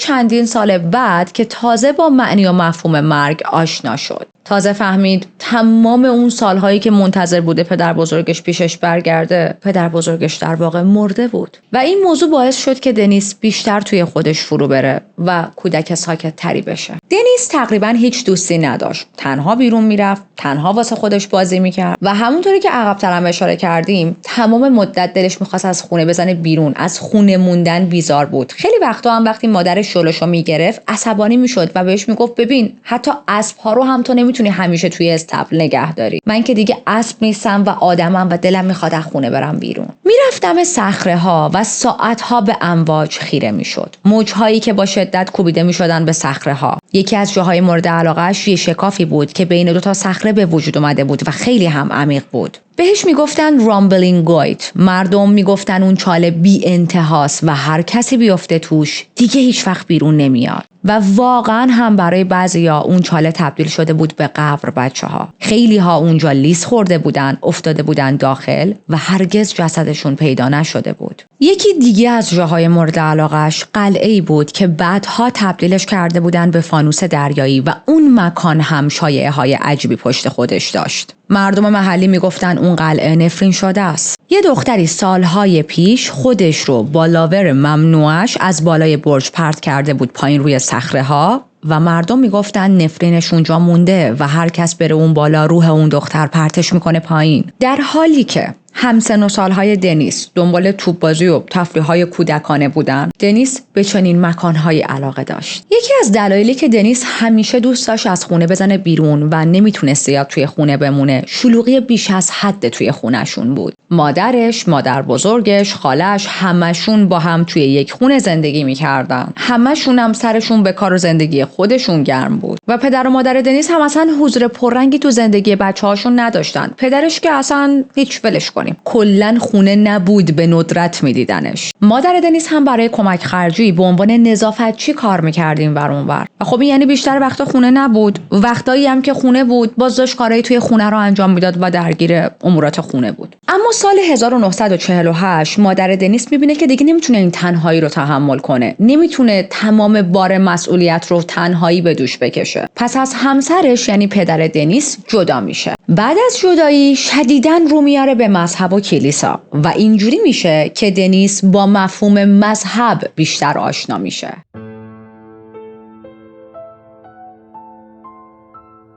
با وجود این که دنیس تقریباً هفته‌ای چند بار مجبور بود با مادرش بره کلیسا و ما هم میدونیم توی خیلی از کلیساها وقتی بچه‌ها از سن پایین وارد محیط مذهبی میشن، مخصوصاً جاهایی که قوانین خشک و سخت دارن، شستشوی ذهنی داده میشن و ممکنه باورهای کورکورانه پیدا کنن. اما این اتفاق برای دنیس نیفتاد. فرقی نمی‌کرد چند بار در هفته به کلیسا میرفت. با اینکه اونجا مدام از مذهب، خشم خدا و مجازات آدم‌های گناهکار حرف می‌زدن، دنیس هیچ علاقه‌ای به خدا یا مذهب نداشت. حتی جلوی بقیه مدام میگفت خدای دیگران، یعنی طوری رفتار میکرد که اگر خدایی هم وجود داره خدای من نیست و من هیچ علاقه‌ای به باور کردن بهش ندارم. بالاخره مادرش بعد از خیلی سخت کار کردن و کوشش و تلاش و البته کمک دولت تونست یک خونه بهتری بگیره. حالا این خونه بهتر که میگم یک خونه آنچنانی نیاد توی ذهنتونان، نه، از اون کلبه چند متر در چند متری که توش زندگی میکردن بهتر بود، چون قبلا واقعا داشتن توی یک اتاق همه با هم زندگی میکردن. مجدد هم ازدواج میکنه با یک آقایی به اسم اسکات. در ظاهر مرد آروم و قابل اعتمادی بود و تو کار ساخت و ساز هم بود و در عرض 4 سال بعد از ازدواج با اسکات 4 تا بچه دیگه هم به دنیا آورد و خب فشار زندگی و زایمانهای پی در پی داشت کمر مادر دنیس رو میشکست. یه روزایی از خستگی میشست و گریه میکرد و خب طبیعیه که حواسش نباشه که ورود این آدم جدید به زندگی بچه‌های من به خصوص دنیس باعث شده که دنیس بیشتر از همیشه تو خودش فرو بره. دنیس الان سوای گوشه‌گیر بودن، سوای همیشه ساکت، همیشه تنها بودن، عبوس و بی‌اعتماد هم شده بود به محیط اطرافش. همیشه از بزرگترها فاصله می‌گرفت. اصلاً دوست نداشت تماس فیزیکی با کسی برقرار کنه. یعنی در حدی که اگر مادرش هم می‌خواست بغلش کنه، از دستش فرار می‌کرد. ما گفتیم آدام اسکات، فامیلیش اسکات بود و من به اسکات صداش کردم. من اینجا بعد می‌خوام همون آدام صداش کنم. در ظاهر مرد خوبی بود، مرد اوکی بود. اما خب واقعیت مخصوصاً الان ما به چنین مردهایی نمیتونیم بگیم اوکی، حتی نمیتونیم بگیم معمولی. تو اون خط زمانی که بیشتر مردا دست به زن داشتن، زنشون و بچه‌هاشون رو همه رو کتک میزدن، خشن بودن، یک سره به خانواده و همسرشون خیانت میکردن، تو اون خط زمانی آدم این کارها رو نمیکرد. یعنی بین همچین مردهایی آدم آرومتری حساب میشد. اما چندین و چند بار دنیس رو کتک زده بود. اولین باری هم که دنیس رو کتک میزنه موقعی بود که دنیس با چند تا از دوستاش برای اولین بار تصمیم میگیره بره سینما و خب پول نداشت و اونقدرم احساس صمیمیت نمی‌کرد که بره به مادر و ناپدریش بگه که به من پول میدید میخوام با دوستان برم سینما. برای همین از جیب آدام پول میدزده و آدام میفهمه و حسابی دنیس رو کتک میزنه. این کتک‌ها چند بار دیگه هم به بهانه‌های مختلف پیش میاد و جوری میشه که دنیس از آدام متنفر بود. البته خودش بعدها یه چیز دیگه رو اعتراف میکنه. میگه جدا از بدرفتاری‌هایی که با من داشت و منو کتک میزد، از اون رابطه‌ای که بین آدام و مادرم هم شکل گرفته بود و وجود داشت بدم میومد و بهشون حسودی میکردم. هیچ وقت نتونستم به آدام به چشم یک پدر واقعی نگاه کنم. خب obviously آدام هم نتونسته بود به دنیس به چشم بچه‌ای واقعیش نگاه کنه و به عنوان یک شخص ادالت، یک شخص بزرگسال، اون فضای محبت آمیز و صمیمی رو بین خودش و دنیس به وجود بیاره. و به نظر من تو این پوینت مقصر اصلی هم آدام بود، چون اون یک نفر دومی بود که وارد زندگی این خانواده شده بود. اون یک شخص بزرگسال بود و مسئولیت این چیزها با یک شخص بزرگساله. تو این مقطعی که ما داریم صحبت میکنیم دنیس فقط یک بچه است. یه چیز خیلی جالب که درباره دنیس میخوام بهتون بگم، علاقه شدیدش به حیواناته. باز هم برعکس خیلی از قاتل‌های سریالی که تا حالا بررسی کردیم و معمولاً از دوران کودکی با آزار حیوانات زندگیشون رو شروع کردن، دنیس از همون بچگی عاشق حیوانا بود و هیچ وقت بهشون آزار نمیرسوند. همیشه به حیوانا محبت میکرد، براشون پناهگاه درست میکرد، باهاشون بازی میکرد و واقعاً دوستشون داشت. مثلا توی همین دوره‌ای که داریم دربارش حرف میزنیم، دنیس عاشق کبوترها بود، براشون غذا میریخت، براشون لونه درست میکرد، ولی مادرش از این کار متنفر بود، چون باور داشت کبوترها میان همه جا رو کثیف میکنن و دردسر درست میکنن. یه روز دنیس میفهمه که مادرش یکی از کبوترهاشو کشته و خودش بعدها گفت اون روز یه چیزی درونش نسبت به مادرش شکست. چند روز حالش خیلی بد بود، نان استاپ گریه میکرد، چون کبوترها خیلی برای دنیس عزیز بودن و این موضوع هیچ جا ذکر نشده که مادرش از قصد اون کبوتر رو کشته بود یا اینکه توی یک حادثه این اتفاق افتاده بود. بعد از اون اتفاق دنیس دیگه سراغ هیچ حیوانی نرفت، هیچ پتی نیاورد، چون میترسید بقیه به حیوانهایی که دنیس میاره آسیب بزنن. با خودش میگفت اگر من هیچ پتیو توی خونم نیارم کسی هم بهشون آسیب نمیزنه، پس اینجوری درسته دلم براشون تنگ میشه ولی سالم میمونن، زنده میمونن. تا بعدها که رفت توی آرمی و شروع کرد دوباره پت آوردن تو خونه زندگیش. و این بعد علاقه دنیس به حیوانات خیلی برای من توی پروندهش جالبه و بعد بسیار مهمی هم هست. ببینید اگر یک کودکی، از منظر روانشناسی الان دارم بهتون میگم و سعی میکنم خیلی ساده بیان کنم، از حیوانها متنفر باشه، حس بدی بهشون داشته باشه، بخواد آزار بهشون برسونه، اینکه اون حس رو بخواید داخلشون درست کنید واقعا پروسه سختیه. اما وقتی یک کودکی عاشق طبیعت باشه، عاشق حیوانات باشه، انگار شما چند قدم جلویید. چی از این بهتر که کودک شما داره به محیط اطرافش، به موجودات زنده، به طبیعت عشق نشون میده. و دنیس این مدلی بود. دنیس عاشق طبیعت بود، میرفت موج دریا رو نگاه میکرد، میرفت بالای درخت، چمنها رو لمس میکرد، عاشق حیوانات بود. ولی از اون طرف اعضای خانواده‌اش متنفر بودن از حیوانات. نمیخوام بگم اگر دنیس توی یک خانواده دیگه به دنیا میومد یا بزرگ میشد و اون اعضای خانواده‌اش مثل خود دنیس پت لاور بودن، انیمال لاور بودن، ریسپکت نشون میدادن به نیچر، دنیس هرگز تبدیل به یک قاتل سریالی نمیشد. ما اینو نمیدونیم.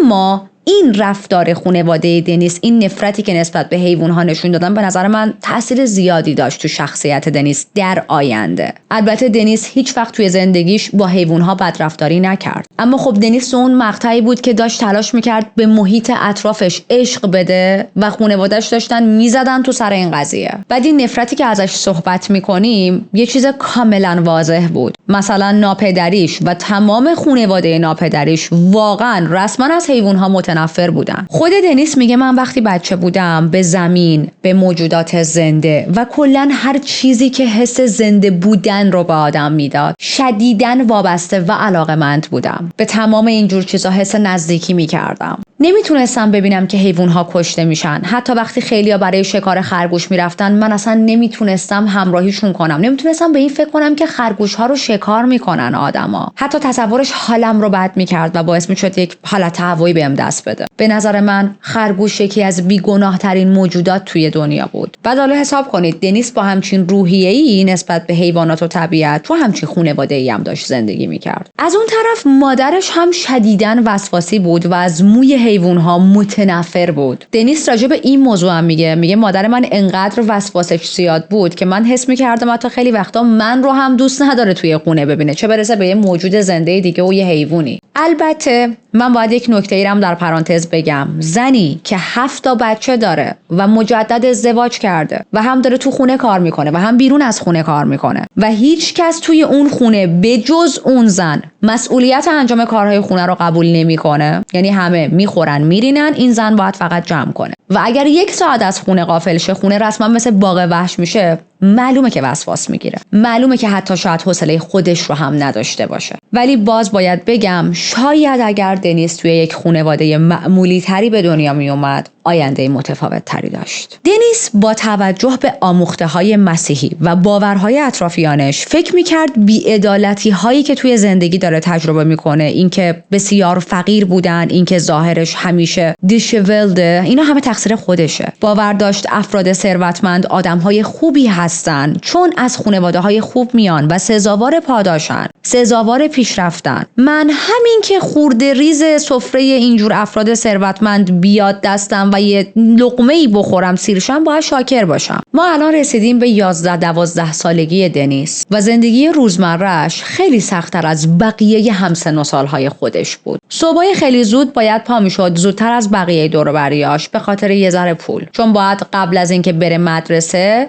میرفت شیر و روزنامه پخش میکرد. خیلی وقتا حتی صبحونه درست حسابی هم نمیخورد، شکم گشنه بلند میشد، میرفت کار میکرد و بعد میرفت مدرسه. همیشه لاغر بود، همیشه خسته بود، هیچ وقت سر کلاس درسی فوکس نداشت و معلم ها هم تمام مدت میخواستن با تنبیه فیزیکی و بدنی و کتک زدنش این تنبلی که توی دنیس حس میکردن رو از بین ببرن. یعنی واقعا دستتون درد نکنه، معلم‌ها اون زمان اینجوری بودن که خسته ای، لاغری، داری میمیری، اوکی باید کتک بخوری، شاید بیدار شی. مثلا 1% هم به خودشون فکر نمی‌کردن بابا شاید این بچه زندگی خیلی خیلی افتضاحی داره، شاید خواب کافی نداره، شاید تبدیل شده به کودک کار. دنیس توی تمام درس‌ها ضعیف بود، حتی تو ورزش هم نمره‌های خیلی بدی کسب می‌کرد. تنها درسیش که خوب بود هنر بود. هر بار سر کلاس باید جمع و تفریق انجام میداد و به مباحث ریاضی میرسیدن ذهنش از شدت استرس قفل می‌کرد و با خودش این فکر رو می‌کرد که من چون فقیرم و توی یک خانواده فقیر به دنیا اومدم کودنم. از اون طرف روز به روز از مادرش و ناپدریش آدام بیشتر و بیشتر دلخور میشد، چون باورش این بود که اونها خودشون مسئول این فقری هستن که ما الان همه درگیرشیم، خودشون این زنجیره رو ادامه دادن و مادر و ناپدری من آدم‌هایی هستن که همیشه مطیعن، همیشه جلوی بقیه خم میشن، همیشه در برابر زوری که بهشون گفته شده تعظیم کردن. اگر انقدر بی‌عرضه و بی دست و پا نبودن شاید من هم کودن نمی‌شدم، چون ما یک خانواده پولدار می‌شدیم و آدم‌های پولدار که کودن نیستن. ببینید ناپدری دنیس سعی می‌کرد از نظر مالی همه بچه‌ها رو ساپورت کنه، از جمله دنیس رو.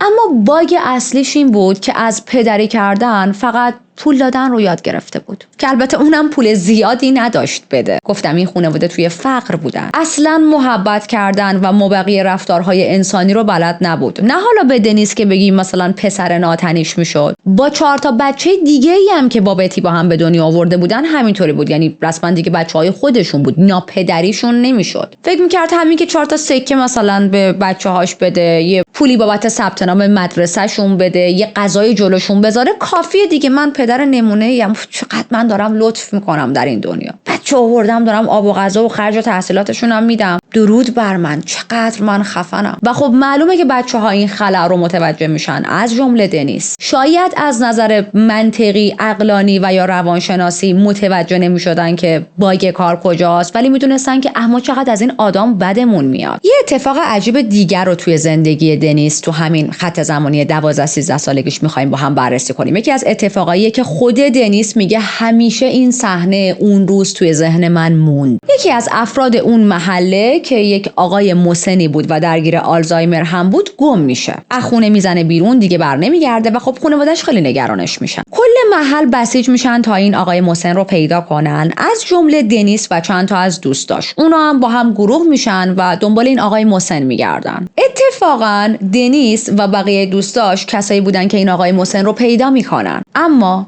این آقا زنده نبود و چیزی که پیدا میکنن جسد این آقا بود. جسد این آقا دم رودخونه کنار زمین افتاده بود و این اولین باری بود که دنیس داشت یک جسد واقعی رو میدید. منظورم یک جسدیه که با لباسهای آراسته و توی تابوت نبود. صحنه‌ای که برای هر بچه‌ای میتونه وحشتناک باشه. اما دنیس به طرز عجیبی نترسید. حتی دیدن اون صحنه براش یک حس لذت و آرامش داشت. با خودش فکر کرد اوکی، پس مرگ ترسناک نیست، مرگ آرومه، مرگ قشنگه. بریم سراغ دوران بلوغ دنیس. تقریبا بیشتر همسن و سالای دنیس حداقل یک بار تجربه رابطه جنسی داشتن، اما دنیس نه. و اون زمان این یه چیز غیر عادی محسوب میشد تا اینکه به یکی از همکلاسیاش علاقه‌مند میشه. یه پسر توی کلاس بود به اسم آدریان، پسر خوش چهره با یک لهجه خاص، پسر یک کشیش محلی بود و پر از اعتماد به نفس بود. اما اونجوری نبود که این دو نفر با هم حرف بزنن و دوست باشن. در واقع دنیس از دور عاشقش شده بود. با اینکه احساساتش به آدریان شدید بود، اما هر وقت میدیدش حس کوچیکی و حقارت میکرد. برای همین هیچ وقت جرئت نکرده بود بره جلو و باهاش حتی یک کلمه حرف بزنه. در عین حال به خاطر علاقه‌ای که به همجنس خودش پیدا کرده بود، شدیداً احساس گناه میکرد. این دوران میگذره. بعد از یه مدت علاقش به آدریان کمرنگ‌تر میشه، چون همونطوری که گفتم یک رابطه یه طرفه بود. شاید آدریان اصلا روحش هم خبر نداشت که یک دنیس نامی توی مدرسه وجود داره و عاشق عکس یک پسری میشه، تصویر یک پسر. توی یک کتابی تصویر پسر رو میبینه و یک دل نصد دل بهش علاقه‌مند میشه. با اون تصویر خیال پردازی میکرد، فکر میکرد که این پسر واقعی وجود خارجی داره، دارن با هم قدم میزنن، وقت میگذرونن و توی ذهنش کارهایی رو انجام میداد که توی دنیای واقعی به خودش این اجازه و جرأت رو نمیداد اون کارها رو انجام بده. و تجربیات جنسی دنیس توی اون خط زمانی در همین حد بود. تا برسیم به یک شبی که میخوام یه خاطره ای رو از دنیس براتون تعریف کنم. ما گفتیم تعداد اعضای این خانواده زیاد بود و اونجوری نبود که هر کدوم از بچه‌ها بتونن یک اتاق جداگونه‌ای برای خودشون داشته باشن. خیلی وقتا مجبور بودن چند نفر با هم توی یه اتاق بخوابن. خیلی وقتا تخت مشترک داشتن. یکی از شبا وقتی دنیس کنار یکی از برادراش خوابیده بود، در حالی که غرق بود توی فانتزی‌های جنسی خودش، تحریک میشه و شروع میکنه آروم برادرش رو لمس کردن. دکمه شلوار برادرش رو باز میکنه، لمسش میکنه، چون فکر میکرد برادرش خوابه. اما وقتی میفهمه برادرش تکون خورده و اون هم تحریک شده، وحشت میکنه و سری دستش رو میکشه. بعد از اون اتفاق، بعد از اون شب، هیچ وقت هیچ کدومشون راجبه چیزی که بینشون اتفاق افتاد با هم صحبت نکردن. ولی خب اون اتفاق واقعا عجیب بود. خیلی شبا دنیس دیر و سخت به خواب میرفت به خاطر اینکه از اتاق بغلی صدای فنرهای تخت پدر و مادرش رو میشنید در حالی که دارن با هم سکس میکنن و این براش دیسگاستینگ بود. دنیس الان به 15 سالگی رسیده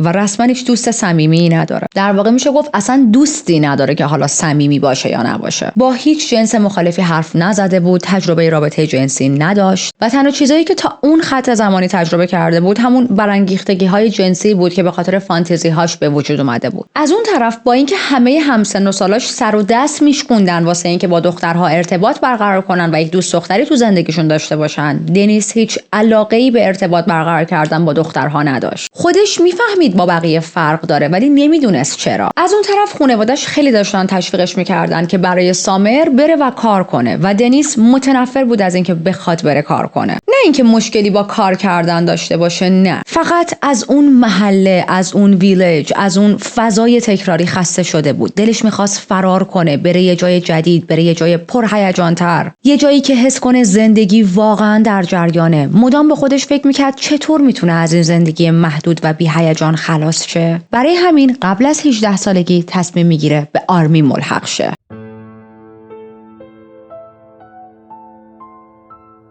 انضباط آرمی برای دنیس شوکه کننده بود. اینکه همیشه باید حواسش به ساعت می بود، همیشه باید تختش رو مرتب میکرد، کف راهروها رو برق مینداختن. دلیل شاک شدن دنیس هم این بود که هیچ وقت تو خونه‌ای که زندگی میکرد این همه نظم و تمیزی رو نمیتونست ببینه. مهم نبود مادرش چقدر تلاش میکرد که خونه زندگیشون درست حسابی و ترتمیز باشه. یه خونه با اون میزان جمعیت و همونطوری که اشاره کردم یک نفر آدم وقتی داره کارهای خونه رو انجام میده و هیچ کس دیگه مشارکت نمیکرد، معلومه که هیچ وقت تمیز اونقدر زیاد نبود. اما برخلاف خیلی ها با وجود اینکه دنیس هیچ وقت اون میزان نظم و انضباط رو توی زندگیش ندیده بود و ممکن بود که این نظم به همش بریزه و براش سخت باشه، اتفاقا خیلی سریع خودش رو وفق داد با اون شرایط. به سرعت نظم و ترتیب رو یاد گرفت و حتی تبدیل شد به یکی از سربازهای بسیار مرتب و نمونه. تا 18 سالگی دنیس که تابستون سال 1964 به عنوان یک سرباز رسمی فارغ التحصیل میشه. خب به نظر میرسید همه چیز رو به راهه. شغلاش، آینده داشت، امنیت داشت و حتی اون حس تنهایی دائمی که همیشه باهاش بود به واسطه توی آرمی رفتن و دوست و رفیق پیدا کردن کمتر شده بود. حالا میتونست راحت‌تر با بقیه ارتباط برقرار کنه و شروع کرده بود به حرف زدن با آدم‌ها، کاری که قبلا خیلی براش سخت بود. به مناسبت فارغ التحصیلی چند روز بهش مرخصی میدن و دنیس تصمیم میگیره که برگرده یک سری به خانواده‌اش بزنه. توی جاده وقتی داشت برمیگشت به سمت همون روستاشون تصادف میکنه و در اثر اون تصادف به سرش یک ضربه شدیدی وارد میشه. مدارک پزشکی دقیقی وجود نداره که به ما نشون بده سر دنیس دقیقاً چقدر و چه جوری ضربه خورده، به کدوم بخش سرش ضربه خورده، این آسیب چقدر روی تصمیم‌ها و رفتارش در آینده تاثیر گذاشته. ولی یک موضوعی که مهمه و برای همین هم من این بخش رو بهش اشاره کردم، میدونیم که ضربه به سر همیشه باید جدی گرفته بشه و در مورد دنیس جدی گرفته نشد.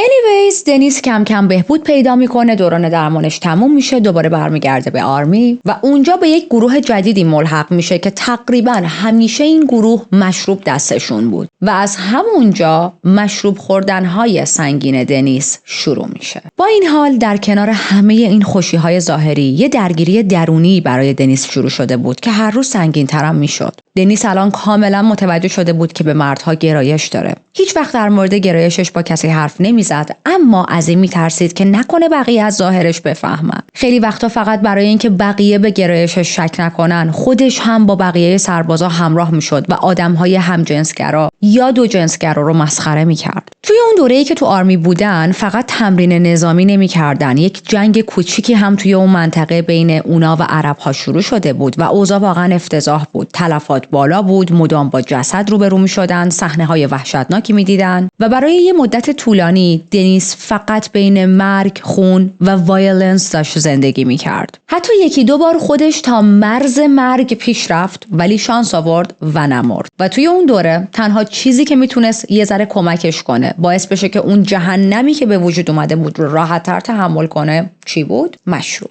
اولین قتلی که دنیس توی زندگیش مرتکب شد تو همون آرمی بود، تو همون دوران جنگ. توی یکی از درگیری ها مجبور شد با یک جسم فلزی با مثلا میله مانندی یکی از سربازهای عرب رو بکشه، با اون به سر اون سرباز ضربه میزنه و اون سرباز در جا میمیره. و خب اگر اون لحظه دنیس این کار رو نمیکرد خودش کشته میشد. یه مقدار بزنیم جلوتر، دنیس توی آرمی همچنان ارتقا گرفته، تبدیل شده به گروهبان و برای اولین بار رابطه جنسی رو تجربه میکنه، اونم با یک سرباز عرب مرد. بعد از اون رابطه جنسی اون سرباز عرب به شدت به دنیس علاقه‌مند میشه، در حدی که التماسش میکرد من رو توی انگلیس نگه دار و یه کاری کن که من دیگه برنگردم کشور خودم، دوست دارم تو انگلیس در کنار تو زندگی کنم. ولی دنیس هیچ احساس و علاقه‌ای به اون سرباز نداشت. همه چیز براش فقط یک تجربه جنسی بود که انجام دادن، تموم شد و رفته. الان هر کی باید بره سراغ زندگی خودش. یه سری باورهایی که دنیس توی اون خط زمانی پیدا کرده بود خیلی مهمن. با اینکه بعد از اون تجربه اولش رابطه‌های جنسی زیادی نداشت، اما خیال پردازی‌هاش عمیق‌تر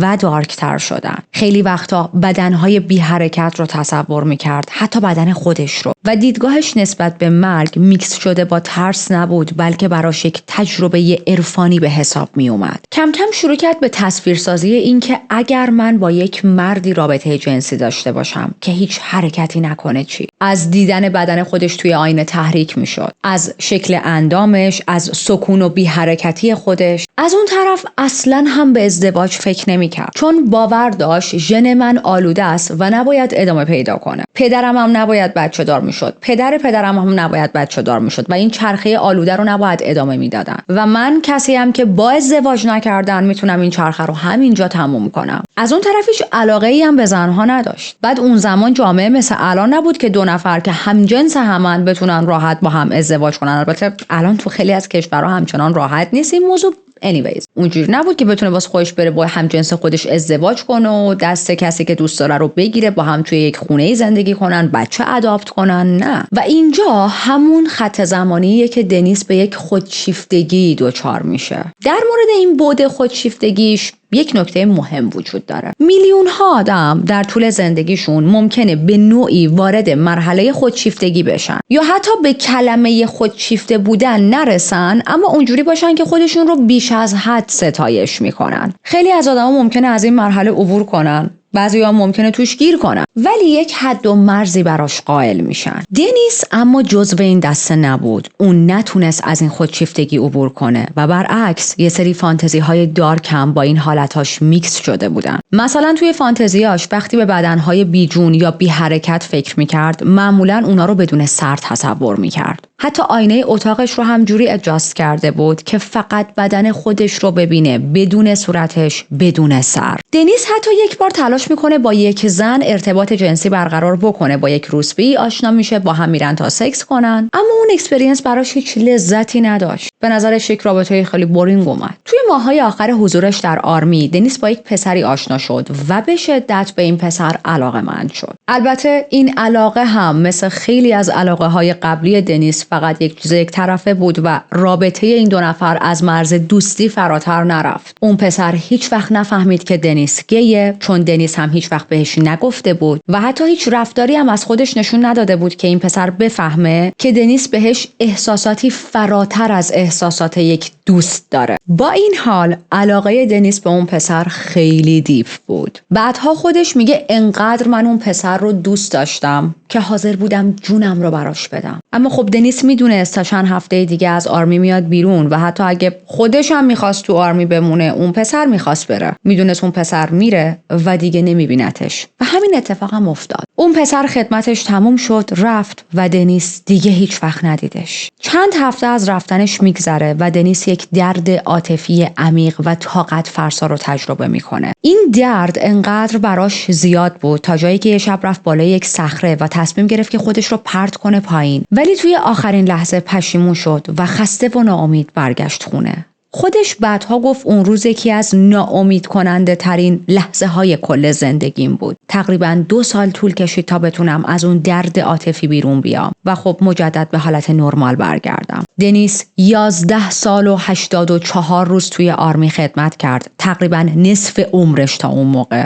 نزدیک تولد 27 سالگیش از آرمی اومد بیرون و وقتی ازش پرسیدن که چرا میخوای از آرمی بیای بیرون، تو هنوز جوونی و میتونی خیلی خدمت کنی توی آرمی، دنیس جواب میده که آره خب دقیقاً به خاطر همین جوون بودنم دیگه میخوام بیام بیرون. من هنوز جوونم، میخوام دنیا رو ببینم، کارهای مختلف رو تجربه کنم، شغلهای مختلف به دست بیارم. اما بعدها خودش اعتراف میکنه که اون حرفها فقط یک دروغ مؤدبانه بود، برای اینکه خب نمیتونست به بقیه واقعا حرف دلش رو بزنه. واقعیت این بود که دنیس از اون فضای مسموم آرمی خسته شده بود، از اینکه باید blindly follow orders میکردن، بدون هیچ چون و چرایی هرچی بهت میگن رو تو باید قبول کنی فقط چون سولجری، از اینکه هر کس میومد زیر دستش فقط یک کیلینگ ماشین باید به جامعه تحویل میداد. به قول خودش سربازهایی که خام و ساده وارد میشدن و کم کم تبدیل میشدن به ابزارهای بی‌احساسی برای کشتن بقیه، بدون اینکه به عواقبش فکر کنن، بدون اینکه هیچ ایموشنی نشون بدن. و دنیس دیگه نمیتونست یک بخشی از این سایکل باشه. وقتی که از آرمی اومد بیرون، دوباره رابطش با خانواده‌اش بیشتر شد و یه ذره بهشون نزدیکتر شد. اما خب مادرش مدام بهش گیر میداد که چرا ازدواج نمی‌کنی؟ چرا ازدواج نمی‌کنی؟ یه دختر خوب اینجا سراغ دارم، برو باهاش ازدواج کن. یه دختر خوب تو کلیسا دیدم. من خیلی نگران آینده تو هم. تا کی می‌خوای همینجوری عذاب بگردی؟ یه کلمه‌ای هست ما میگیم. آره بچه‌ها درست گفتم.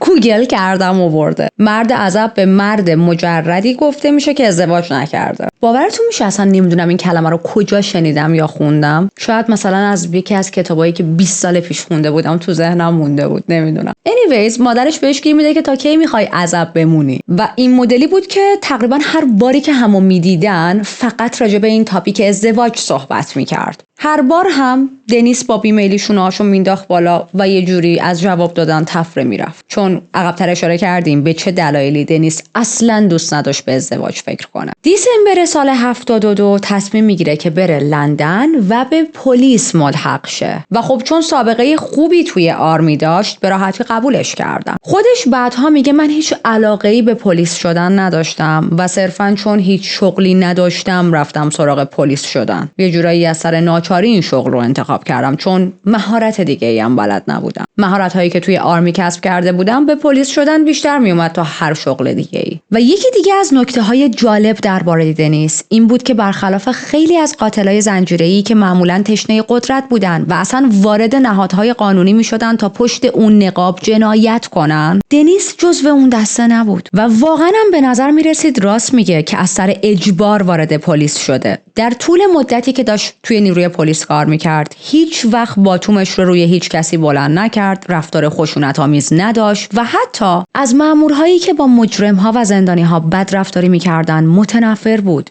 هیچ وقت از موقعیتش سوء استفاده نمی‌کرد. سوء استفاده از این نظر که مثلا کسی رو آزار بده، اخاذی کنه یا به کسی صدمه بزنه. و همین رفتار در ظاهر آروم و قانون مدارش موضوع دنیس رو ترسناکتر و غیر قابل درکتر میکنه وقتی به یاد میاریم که دنیس در آینده چه جنایت‌هایی مرتکب میشه. اما حال روحی روانی دنیس توی نیروی پلیس خوب نبود. ببینید توی آرمی سربازها وقت آزادشون رو یکسره با هم میگذروندن، اما توی نیروی پلیس این مدلی نبود. توی اداره پلیس بعد از اینکه ساعت کاری تموم میشد همه مامورا هر کدوم میرفتن سراغ زندگی شخصی خودشون، سراغ خانواده‌شون و دنیس تنها میموند به خاطر اینکه نه خانواده‌ای داشت نه دوستی داشت و تازه هم اومده بود به لندن، یعنی حتی اونجا غریب هم بود. خب خیلی سریع این احساس تنهایی داخلش بزرگ و بزرگتر شد. برای فرار از اون تنهایی راهی رو انتخاب کرد که خیلی از جوانهای تنها این راه رو انتخاب میکردن: پاب کراولینگ. فهمید میتونه توی پاب ها گشت بزنه، تایم پس کنه و اونجا بود که با دنیای زیرزمینی و پنهان جامعه همجنسگرای لندن آشنا شد. یکی از معروفترین پاب ها اون موقع کولهرن بود که دنیس زیاد اونجا میرفت. چیزی که برای دنیس مخصوصاً اوایل خیلی آزاردهنده بود این بود که تقریباً تمام آدم‌هایی که توی اون پاب ها می اومدن فقط دنبال وان نایت استند بودن. هیچ کدومشون دنبال ارتباط جدی یا احساسی نبودن. علاقه هاشون در حد چند ساعت بود، فقط برای برقراری یه رابطه جنسی و بعد از اون هر کسی میرفت سراغ نفر بعدی و زندگیش. کالچری شکل گرفته بود که توش همه رو می‌خواستن ولی در نهایت هیچ کس رو نمیخواستن. اما دنیس از نظر احساسی و منتالی دنبال یک رابطه جدی‌تر بود، یک رابطه دائمی نیاز داشت. میخواست آزادانه بتونه با یک مرد وارد یک رابطه عاشقانه و پایدار شه، نه اینکه فقط یه شب همو ببینن و تموم شه بره. اما هیچ وقت نتونست چنین رابطه‌ای پیدا کنه و همین شد که کم کم افتاد توی چرخه خسته کننده و تکراری وان نایت استند. خودش راجع به اون خط زمانی میگه دیگه حتی سکس هم برای ما اون معنی و مفهوم همیشگی رو نداشت. حالتی بود که انگار فقط داریم بدنمون رو میدیم به هم دیگه. دیسمبر 73 دنیس دیگه طاقت نیاورد و به نظرش محیط پلیس هم تاکسیک و خسته کننده می اومد و کار کردن توی اون محیط براش غیر قابل تحمل بود. برای همین استعفا میده. این تصمیمش برای همکارها و اطرافیانش خیلی عجیب بود، چون همونطور که گفتیم دنیس یکی از بهترین آفیسرها بود اونجا و توی اون یک سالی که کار کرده بود حتی یه دونه شکایت هم ازش نشده بود، حالا چه از سمت بقیه آدم‌ها چه از سمت افرادی که توی خود پلیس استیشن کار می‌کردن. الان دنیس دوباره بیکار شده، باید دنبال شغل بگرده و میره سراغ چه شغلی؟ به عنوان نگهبانی جوای میسه. ولی خب شغل نگهبانی هم براش بی‌نهایت بورینگ و بی‌هیجان بود در مقایسه با اون لایف استایلی که توی آرمی داشت یا حتی اون یک سالی که داشت برای نیروی پلیس کار می‌کرد. این شغل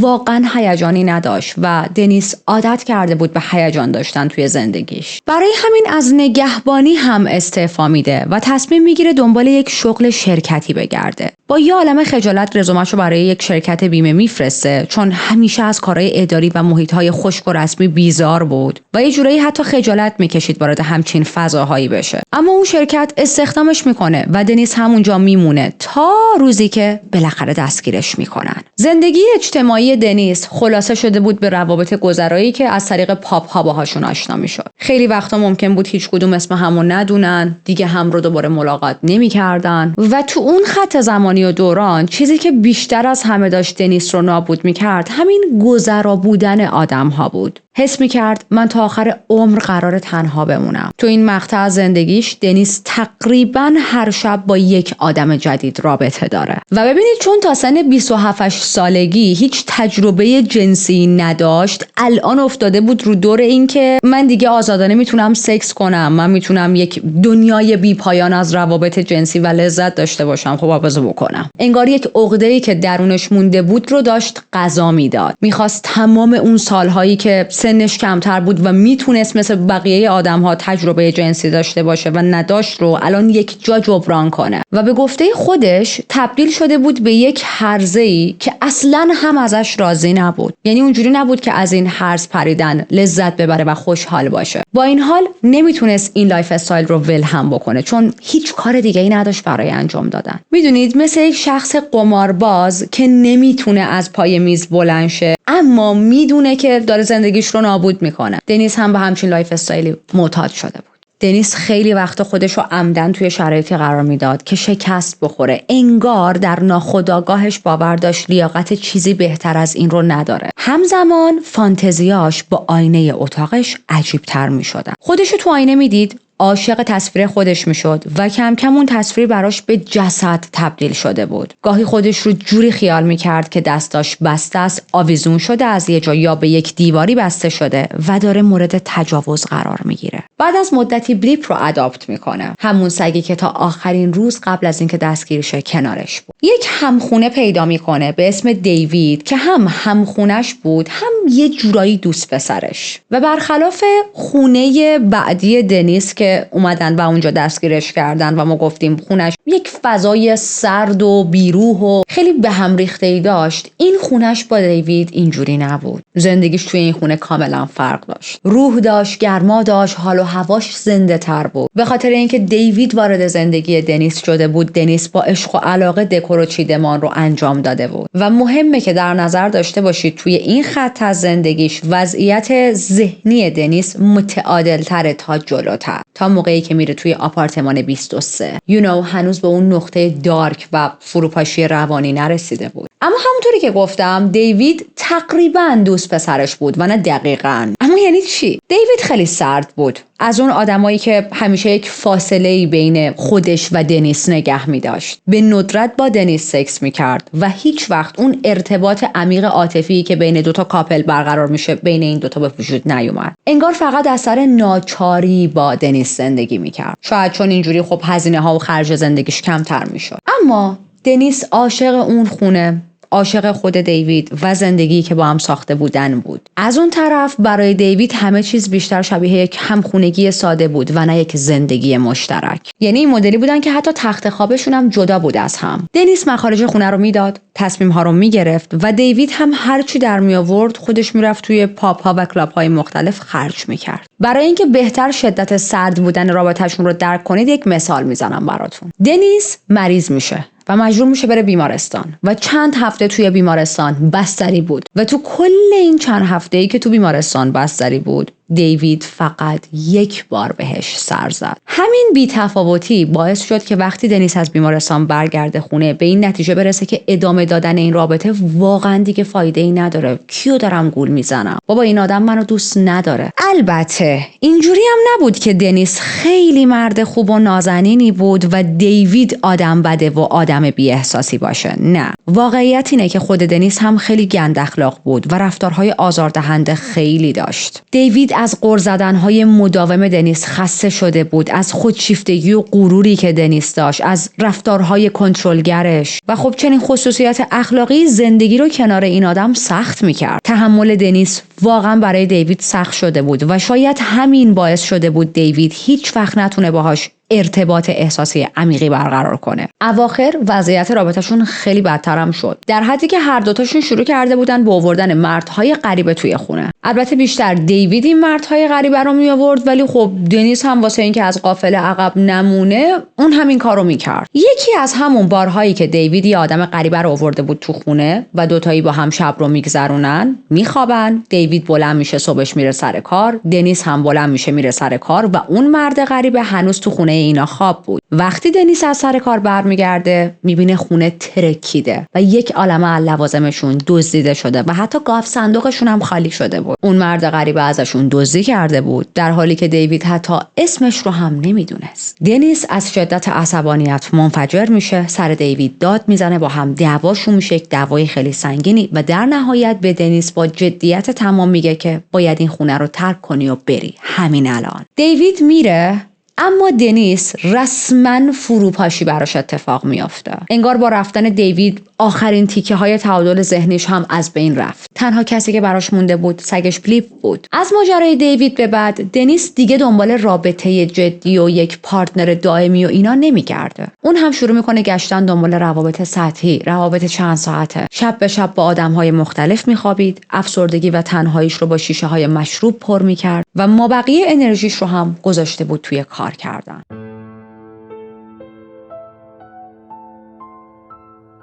افکار دنیس همینطوری دارن دارکتر و بیمارگونه تر میشن. کم کم شروع میکنه به اجرا کردن، عملی کردن اون فانتزی های تاریکی که توی ذهنش داشت جلوی آینه. مثلا جلوی آینه خودش رو شکنجه میداد، نقش مرده رو بازی میکرد و توی ذهنش تصور میکرد با یک جسد رابطه داره. حتی خیلی وقتا صورتش رو با پودر سفید میکرد تا رنگ پوستش مثل بدن مرده ها بشه. زیر چشماشو سیاه میکرد، لباشو آبی میکرد، بعد جلوی آینه دراز میکشید و زل میزد به خودش، انگار که واقعا یک مرده است. چیزی که دنیس رو خیلی اذیت میکرد داشتن چنین تمایلات و افکار دارکی نبود، بلکه این موضوع خیلی اذیتش میکرد که این افکار دارک داره موقع‌هایی میاد سراغش که مست نیست. یعنی موقعی که هوشیاری کامل داشت چنین افکاری میومد سراغش. و خب این تقریبا برعکس دیگه. اکثر آدما توی دوران مستی یه سری افکار تاریک ممکنه بیاد سراغشون و دنیس برعکس بود. این براش هم عجیب بود، هم اذیت کننده. با وجود اینکه در طول هفته روابط جنسی متعددی داشت، اما خیلی احساس تنهایی میکرد. فقط با بلیپ حرف میزد، فقط به بلیپ میتونست عشق بورزه و انقدر احساس تنهایی میکرد که به خودش فکر میکرد من اگر روزی بمیرم احتمال خیلی زیاد جسدم رو تا هفته ها پیدا نمیکنن. تا اینکه چند روز مونده به سال نو، یه شب با یک پسر ایرلندی توی پاب آشنا میشه.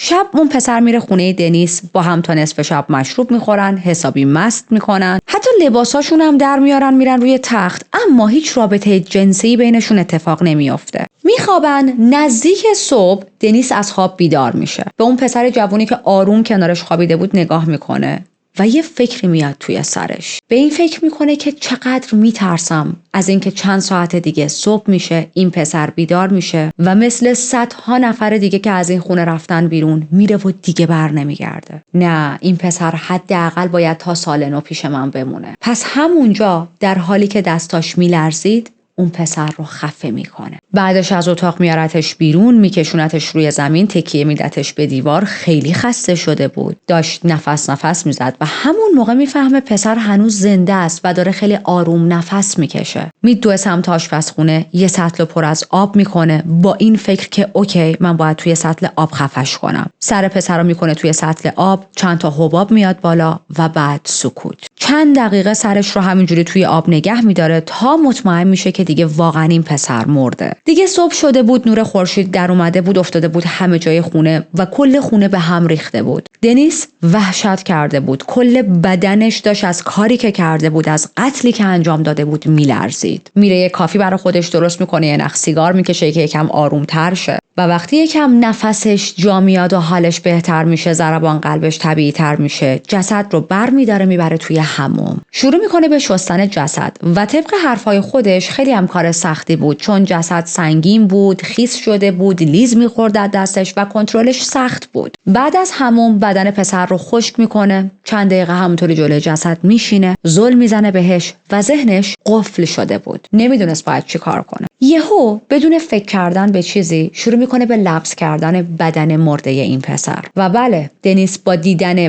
بدن این جسد تحریک شده بود. حتی سعی میکنه به جسد تجاوز کنه، اما خب موفق نمیشه چون بدن سرد شده بود. لباسا، چکمه و وسایل پسر رو گم و گور میکنه. میدونست باید از شر جسد هم خلاص شه، ولی نمیخواست این کارو خیلی زود انجام بده. دلش میخواست برای مدت بیشتری جسد رو پیش خودش نگه داره. یه بخشی از خونه‌اش کفش چوبی بود و تصمیم گرفت جسد رو ببره همونجا. کفپوش رو برمی‌داره، جسد رو زیرش قایم میکنه. 1 هفته میگذره و بعد از 1 هفته دنیس دوباره میره سراغ جسد پسر، چون براش جالب بود که ببینه بعد از 1 هفته بدن پسر چه تغییری کرده. طبق حرفای خودش دنیس حتی تصمیم گرفته بود جسد رو تیکه تیکه کنه و میره براش چاقو هم میخره، ولی نمیتونه این کارو بکنه. میگه بدن اون پسر خیلی زیبا بود، بیش از حدی زیبا بود که من بتونم تیکه تیکه‌اش کنم. دلم نیامد اون بدن زیبا رو خراب کنم. جسد 7 ماه و نیم توی خونه دنیس موند. 11 آگوست سال 79 بالاخره جسد رو میکشه بیرون، میذارتش توی کیسه‌ای، در کیسه رو با طناب میبنده، جسد رو میبره توی حالت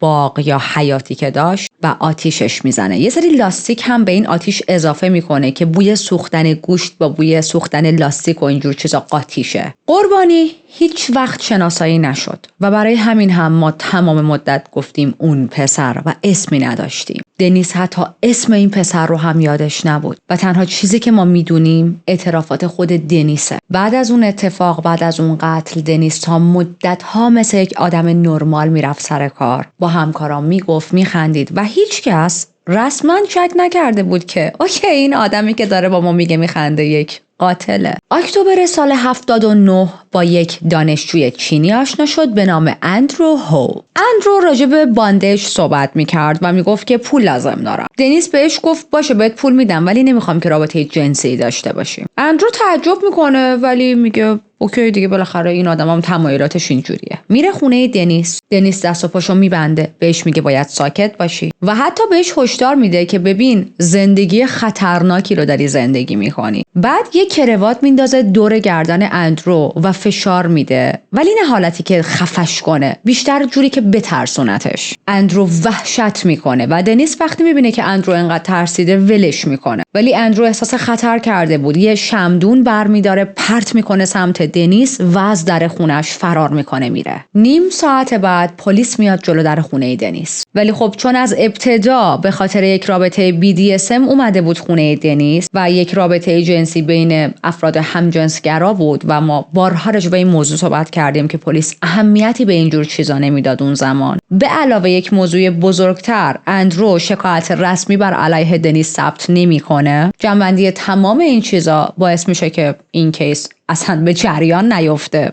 و دنیس دوباره واسه خودش خیلی راحت به زندگیش ادامه بده. خود دنیس بعدها میگه کاش اون روز اندرو از من شکایت کرده بود و من رو دستگیر میکردن و همه چیز همونجا تموم میشد. بعد از اون اتفاق تا زمانی که دنیس توی اون خونه بود حدود 10 نفر دیگرم کشت که از این 10 نفر فقط 4 تاشون شناسایی شدن. حتی یه بار یکی رو تا مرز خفه کردن و کشتن برده بود، اما وسطای خفگی پشیمون شده بود و خودش اون آدم رو نجات داده بود. هیچ الگوی ثابتی توی قتلاش نبود. بعضی از رفتاراش تکرار می شدن، بعضیاش هم فقط منحصر به فرد برای اون قربانی بودن. به جز یکی از قربانی‌هاش به اسم کنت آکندن، تقریباً بقیه قربانی‌هاش بی‌نام و نشون بودن. چجوری بگم، زندگی‌های گمنامی داشتن، اینجوری بهتر شد. کنت داستانش فرق می‌کرد. اون یه توریست کانادایی بود. بقیه قربانی‌هاش اما آدم‌هایی بودن که شاید بی خانمان بودن، شاید با پلیس درگیر بودن، درگیر اعتیاد و مواد مخدر بودن، آدم‌های بیکار بودن، آدم‌هایی که بی هدف فقط توی خیابون‌های لندن زندگیشون رو می‌گذروندن. پرسه می‌زدن بی هدف بدون اینکه فردایی داشته باشن یا برای فردایی برنامه‌ریزی کرده باشن و از همه مهمتر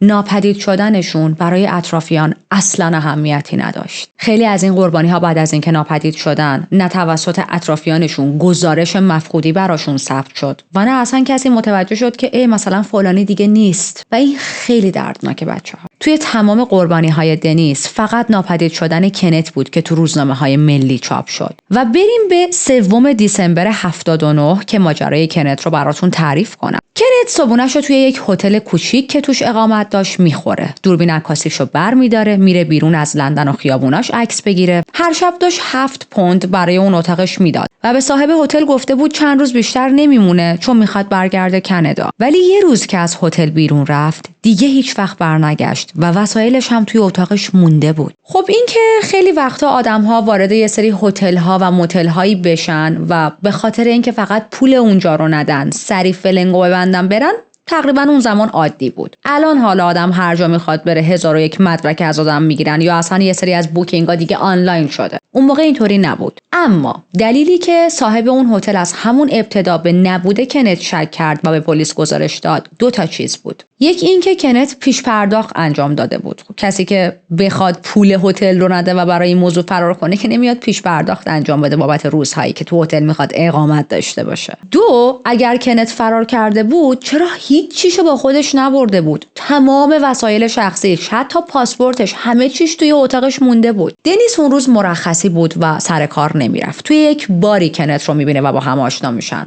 حرف میزنن، گپ میزنن، میخندن، چند تا راوند نوشیدنی میخورن و تا حدود ساعت 3 بعد از ظهر با هم بودن. و از اونجایی که کنت عاشق این بود که لندن رو ببینه، دنیس تصمیم میگیره که یه سری از جاهای دیدنی لندن رو بهش نشون بده. تا موقعی که هوا تاریک میشه، شب میشه. دنیس بهش پیشنهاد میده که بیا بریم خونه من شام بخوریم. از مغازه یه ویسکی میخرن، میرن خونه دنیس. ساعتها کنار هم بودن، حرف زدن، خندیدن. یک دوستی کوتاه ولی واقعی تو همون زمان کم بینشون شکل گرفته بود. دنیس حتی بعدها میگه اون شب یکی از خوشحال ترین شب‌های عمر من بود. من خیلی وقت بود اونقدر نخندیده بودم، اونقدر بهم خوش نگذشته بود. تا اینکه یک فکر شومی میاد توی سر دنیس. یادش میاد که کنت فردا میخواد برگرده کشور خودش و دیگه هرگز نمیتونه کنت رو ببینه و ما بقیه ماجرا که میشه حد زد دنیس چی کار میکنه. اون شب توی خونه دنیس کنت رو خفه میکنه. در اثر خفگی کنت خودش رو خیس میکنه که توی ویکتیم های خفگی این مورد گاهی پیش میاد. بعد از اینکه کنت میمیره جسدش رو میبره حموم، میشورتش، خشکش میکنه و میذاره داخل کمد. فردا صبحش خیلی ریلکس میره سر کار. وقتی برمیگرده خونه جسد رو دوباره بررسی میکنه و میبینه از بینیش یک مایع قهوه‌ای رنگی روی سینه و دستاش ریخته. من این پروسه تجزیه جسد رو بارها تو پرونده‌های قبلی توضیح دادم، دیگه نمیگم الان. دنیس با دستمال مرطوب تمیزش میکنه، میشونتش توی آشپزخونه، لباس تنش میکنه، حتی یکم آرایشش میکنه که پوستش یک رنگ و روی بهتری بگیره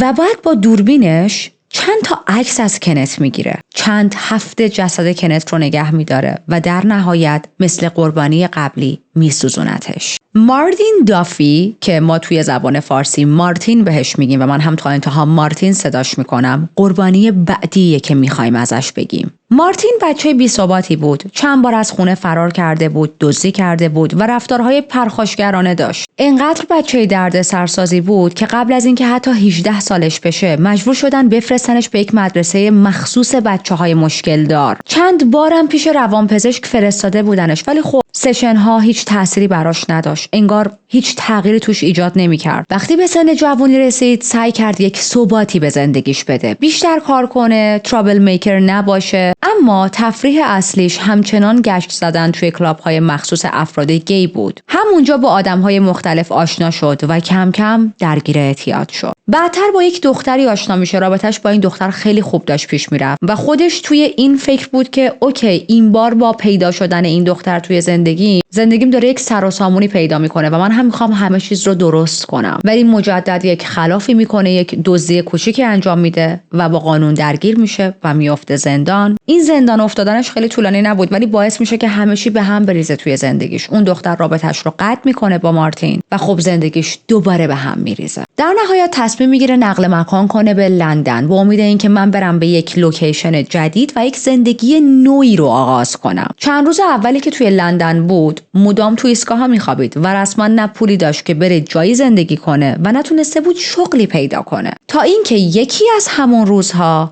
با دنیس آشنا میشه. دنیس تعریف میکنه، میگه که وقتی با مارتین رسیدیم خونه و من ازش پرسیدم که غذا میخوای، چیزی میخوای؟ اون فقط درخواست 2 باتل بیر کرد. بیرها رو به سرعت خورد و سریع رفت روی تخت. منم رفتم پیشش، اما قبل از اینکه اصلا رابطه جنسی رو شروع کنیم دستامو گذاشتم دور گردنش و شروع کردم به خفه کردنش. در حالی که نشسته بودم روش و داشتم خفش میکردم احساس کردم شلوارم خیس شده. و بله، مارتین از شدت ترس یا به خاطر اون فشار خفگی کنترل ادرارش رو از دست داده بود. وقتی در نهایت بدنش شل میشه و دنیس میفهمه که اوکی مارتین دیگه مرده، از مچ پا گرفت کشیدش تا لبه تخت که بتونه از اونجا بعد راحت تر بدنش رو جابجا کنه. حتی برای اینکه خیالش راحت شه مارتین 100% مرده و دوباره چند دقیقه دیگه نفس نمیکشه، میره سینک آشپزخونه رو پر آب میکنه، مارتین رو میبره تو آشپزخونه، سرش رو بلند میکنه، میذاره توی اون سینک پر از آب و حدود 3-4 دقیقه همونجوری سرش رو توی سینک نگه میداره، اما خب هیچ حبابی بالا نمیاد، هیچ حرکتی از مارتین نمیبینه و مطمئن میشه که اوکی دیگه 100% مارتین مرده. مثل قربانی های قبلی لباساشو در میاره، میبرتش حموم، باهاش دوش میگیره، بدنش رو میشوره، بعد از حموم میاره بیرون خشکش میکنه، میارتش توی یکی از اتاقا شروع میکنه به بوسیدنش، بغل کردنش، باهاش حرف میزنه و چندین بار کنار جسدش خود ارضایی میکنه. دنیس 2 روز کامل جسد مارتین رو داخل کمد خونه نگه داشته بود و اصلا این کارا براش عجیب نبود. تا اینکه بریم سراغ قربانی بعدی، بیلی سادرلند. بیلی یک مردی بود که خیلی زیاد مشروب میخورد. موقعی هم که سنش کمتر بود بارها و بارها پاش به مدرسه اصلاح و تربیت باز شده بود. حتی چند بار زندان رفته بود و کلاً از دوران کودکی تا بعدش که بالغ شده بود ترابل میکر بود. بازوها، دستها و بدن بیلی پر از تتو بودن. مثلا روی انگشتاش با حروف بزرگ لاو و هیت تتو کرده بود. توی اسکاتلند به دنیا آمده بود، دوست دختر داشت، با دوست دخترش صاحب بچه شده بودن. اما وقتی وارد لندن شده بود لایف استایلش تغییر کرده بود. تمام مدت میرفت این ور اون ور برای خوشگذرونی. درآمدش هم یا از راه خوابیدن با مردهای دیگه بود یا از راه دزدی. با وجود این کیاریک لایف استایلی که داشت، با وجود خلافهای ریز و درشتی که میکرد، اما همیشه با مادرش در ارتباط بود. تا اینکه یه روز طبق روال همیشگی که باید به مادرش زنگ میزد، زنگ نمیزنه و مادرش در جا نگران بیلی میشه. دلش شور میزنه و با خودش این فکر رو میکنه که یک بلایی سر بیلی اومده. چون مهم نبود چه اتفاقی بیفته، مهم نبود بیلی چقدر روز سخت یا عالی رو گذرونده باشه. در هر صورت اگر قرار بود با مادرش صحبت کنه، زنگ رو میزد. و این اولین باری بود که بیلی سر قولش نمونده بود و زنگ نزده بود و مادرش خیلی نگران میشه. به سرعت گزارش مفقودی پسرش رو پر میکنه، اما یک مشکلی وجود داشت. اونم این که توی این بازه زمانی تو لیست گمشده ها 40 نفر دیگه با همین اسم و فامیلی ثبت شده بودند به عنوان شخص مفقودی و این خیلی عجیبه، خیلی عاده. حالا سر بیلی چی اومده بود؟ دنیس با بیلی توی یک بار آشنا میشه. بعد از اینکه از بار میان بیرون یکم با هم میرن برای پیاده روی. دنیس وسط راه میگه خسته شده، میخواد بره خونه، ولی بیلی بهش میگه که من پول ندارم که بلیت بگیرم و برگردم، جایی هم برای خواب ندارم. دنیس با بیمیلی، با یه حالتی که ای بابا تو رو حالا چیکار کنم، مثلا حوصله ندارم، قبول میکنه که اون شب بیلی بیاد خونش. بیلی 27 ساله بود. بعدها دنیس میگه حتی یادش نمیاد که دقیقاً چطور بیلی رو کشته، فقط یادشه که صبح بیدار شده و دیده بیلی خفه کنارش افتاده و شروع کرد فکر کردن به این که چجوری از شر جسدش خلاص شم. کل خاطراتی که دنیس از اون شب داره همین چیزایی بود که تعریف کردیم.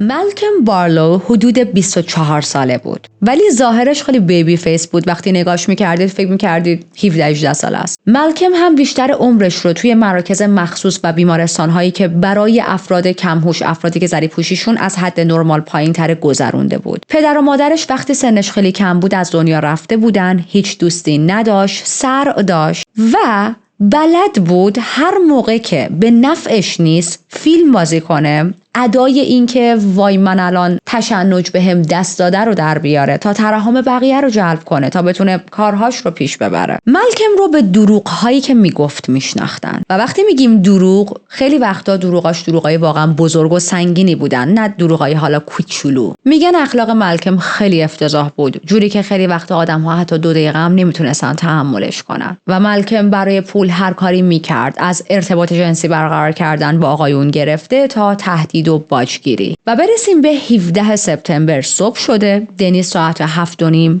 مثل همیشه از در خونش میزنه بیرون، میخواست بره سر کار که دید چند تا خونه پایینتر یک مرد جوونی تکیه داده به دیوار یکی از باغایی که اونجا بود. تکیه داده نشسته رو زمین با یه حالتی که انگار حالش خیلی خوب نیست. میره جلو ازش میپرسه چی شده، حالت خوبه؟ اون مرد میگه که نه، به خاطر صرعیه که دارم، احساس میکنم بدنم دیگه جون نداره، پام دیگه کار نمیکنه. دنیس کمکش میکنه که بلند شه و به آمبولانس زنگ میزنه که بره بیمارستان. اول مالکم رو میبره خونش، بعد با 999 تماس میگیره، میگه که یه نفری رو مثلا من توی خیابون دیدم، حالش بد بوده، احساس میکنم به آمبولانس نیاز هست. آمبولانس میاد، مالکم رو میبره به بیمارستان و دنیس هم میره سر کار. وقتی که از سر کار برمیگرده میبینه مالکم جلوی در خونش وایساده. تعجب میکنه، میگه تو مگه قرار نبود بیمارستان باشی؟ میگه که چرا، ولی مرخص شدم. دنیس هم میگه باشه بیا تو بریم یه چیزی با هم بخوریم. موقع غذا خوردن مالکم درخواست مشروب میکنه، ولی دنیس مخالفت میکنه چون فهمیده بود مالکم دارو مصرف میکنه، سر داره. اما از اون طرف مالکم خیلی اصرار میکرد و در نهایت دنیس با بیمیلی شونه‌هاشو میندازه بالا و میگه باشه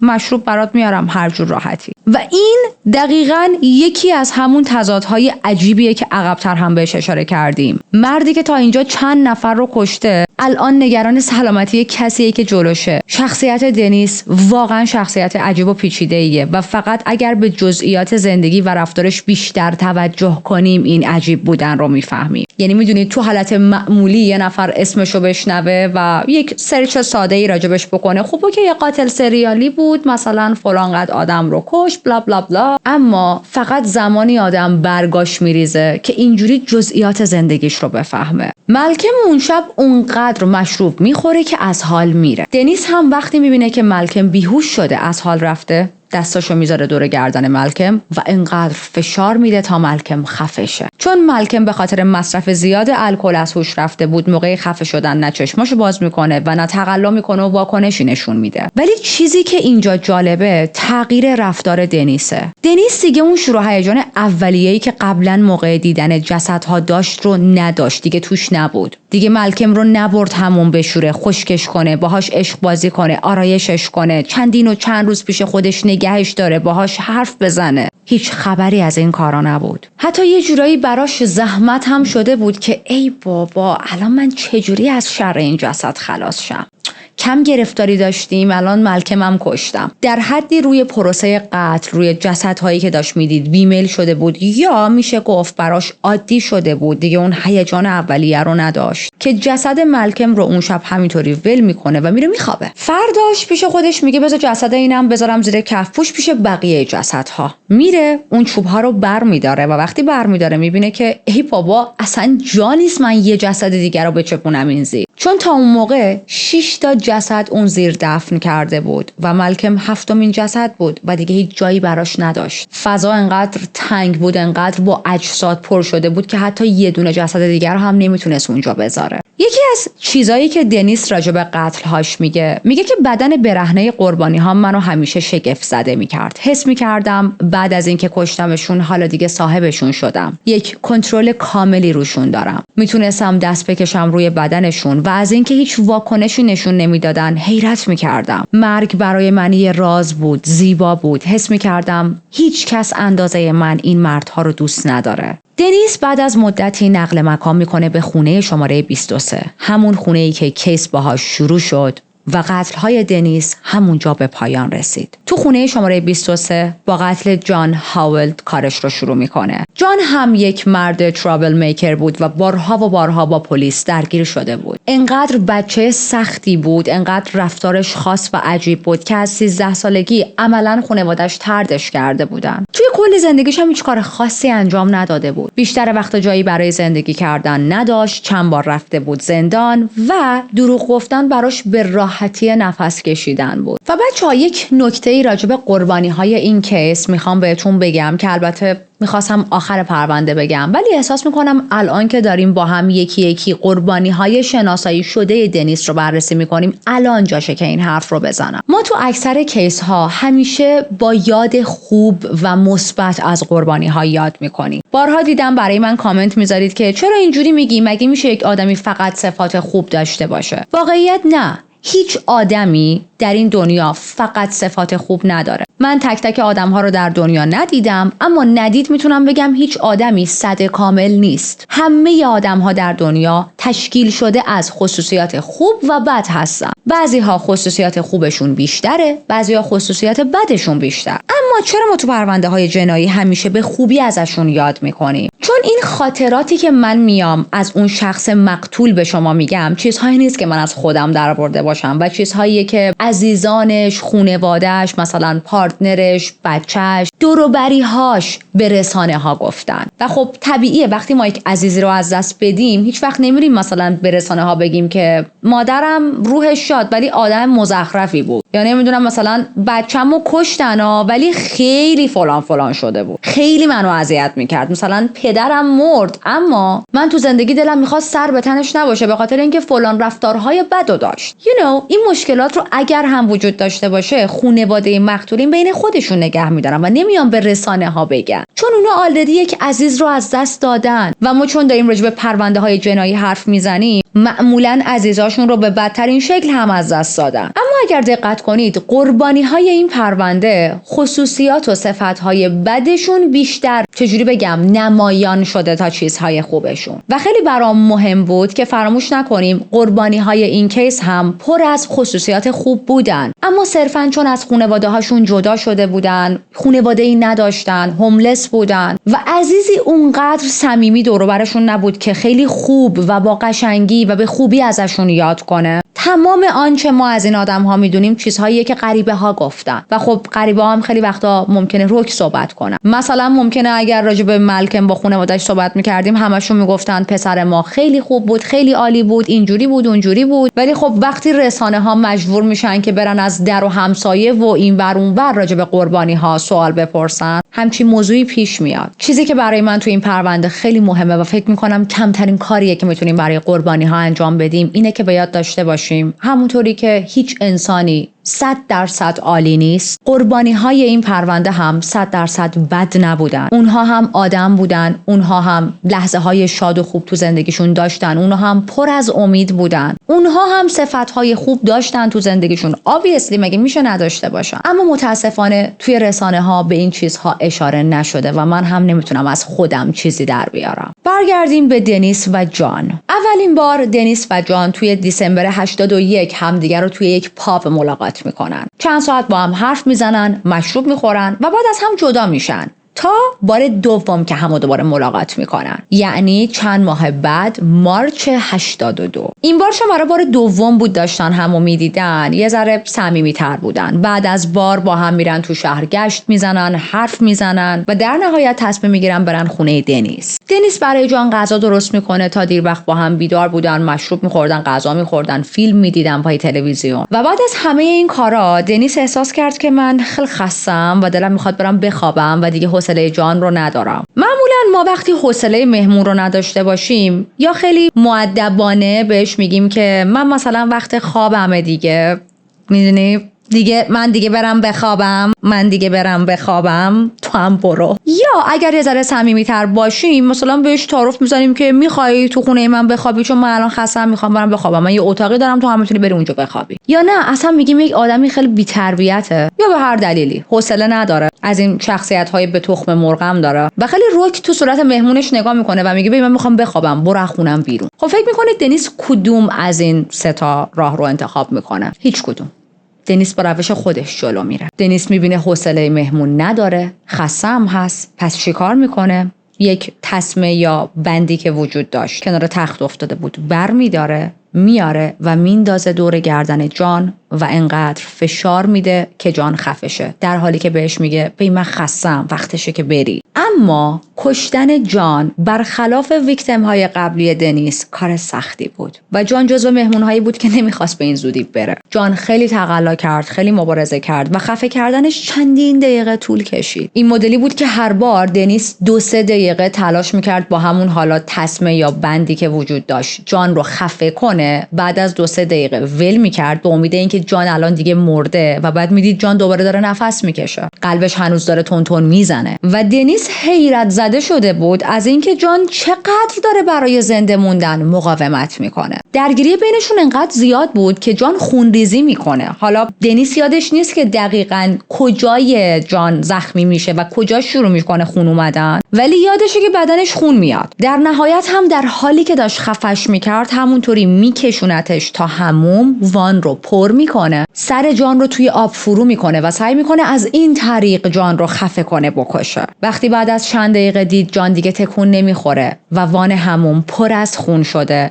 بالاخره مطمئن شد که اوکی جان مرده. بعدش رفت دستاشو شست، ملافه‌های تختو عوض کرد، اتاق خیلی به هم ریخته بود، اتاق رو تمیز کرد و از شدت خستگی درگیری که با جان براش به وجود اومده بود تا سرش رو گذاشت رو بالش خوابش برد. قربانی بعدیش اسمش گرم آلن بود. توی دادگاه به قتل گرم لقب آملت دت دادن. چجوری بگم؟ املت مرگبار، مثلا همچین چیزی. مثل اینکه گرم وقتی که با دنیس آشنا شده فقط یک درخواست داشته، اونم این بوده که یه چیزی برای خوردن بهش بده. دنیس هم میره توی خونه نگاه میکنه، میبینه تخم مرغ داره، پس براش یک املت درست میکنه و میده بهش. جوری که دنیس مرگ گرم رو یادشه خیلی عجیبه. حالا بذارید براتون تعریف کنم. میگه که گرم 3-4 لقمه از املت رو خورد و بعد یک حالت خفگی بهش دست داد و خم شد به جلو. من اصلا یادم نمیاد که خفش کرده باشم، اما خب احتمال خیلی زیاد خودم خفش کردم دیگه، چون چند تا لقمه املت نمیتونه کسی رو اینجوری خفه کنه. و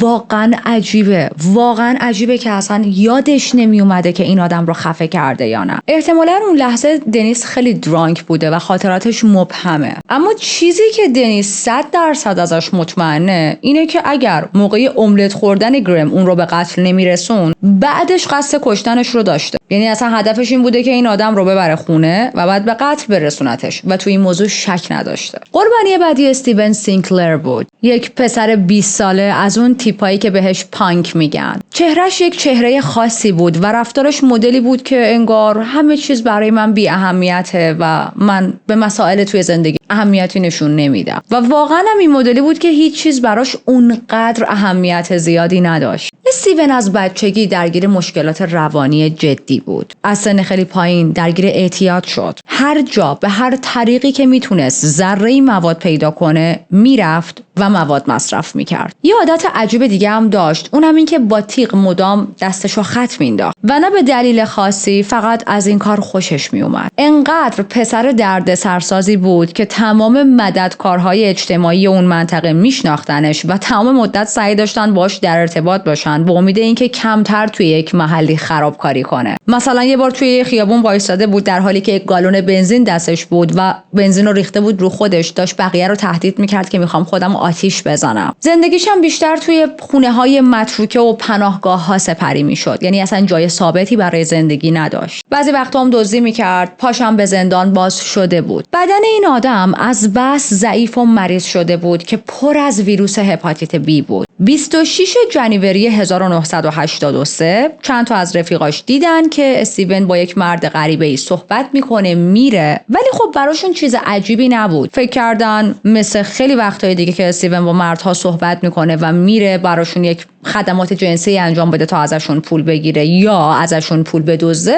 الان هم رفته با این مرد که همین کارو انجام بده. و اون غریبه دنیس نیلسن بود. وقتی با دنیس آشنا میشه، به دنیس میگه که من کل روز هیچی نخوردم و خیلی گشنمه. دنیس براش از مکدونالد یک برگر میخره. با هم میرن خونه دنیس، تلویزیون تماشا میکنن و بعد از چند دقیقه استیون به دنیس میگه که من نیاز دارم برم دستشویی. دنیس بهش دستشویی نشون میده، استیون میره دستشویی. چند دقیقه میگذره، یه ذره زمان بیشتر از حد معمول و استیون بر نمیگرده از دستشویی. دنیس این مدلی بود که چرا انقدر دستشویی رفتن این طول کشید. میره توی دستشویی، چند بار به در میزنه، استیون رو صدا میکنه، استیون جواب نمیده. در دستشویی رو باز میکنه که به استیون سر بزنه و میبینه که استیون توی دستشویی مواد مصرف کرده و از حال رفته. برای همین هم از دستشویی نمیومد بیرون. همون لحظه دنیس همونجا توی دستشویی خفش میکنه و میکشتش. دنیس بعدها به پلیس راجع به قتل استیون میگه من واقعا نمیخواستم استیون رو بکشم، یعنی جز به اون آدم‌هایی نبود که آورده باشمش تو خونه تا بخوام به قتل برسونمش، ولی وقتی دیدم که اونجوری حالش بده، اونجوری درگیر اعتیاده، خیلی دلم براش سوخت و به خودم گفتم بهتره کاری کنم که از این دنیا بره، بهتره کاری کنم که برای همیشه در صلح و آرامش بمونه. استیون رو هم مثل یه سری از قربانی‌های قبلی و اولیه‌اش میبره حموم، تمیزش میکنه، میاره بیرون، خشکش میکنه، لباسهای آراسته تنش میکنه و بعد میذارتش توی تخت و برای ساعتها بهش تماشا میکنه. توی بازجویی وقتی پلیس از دنیس میپرسه که چه حسی اون لحظه داشتی،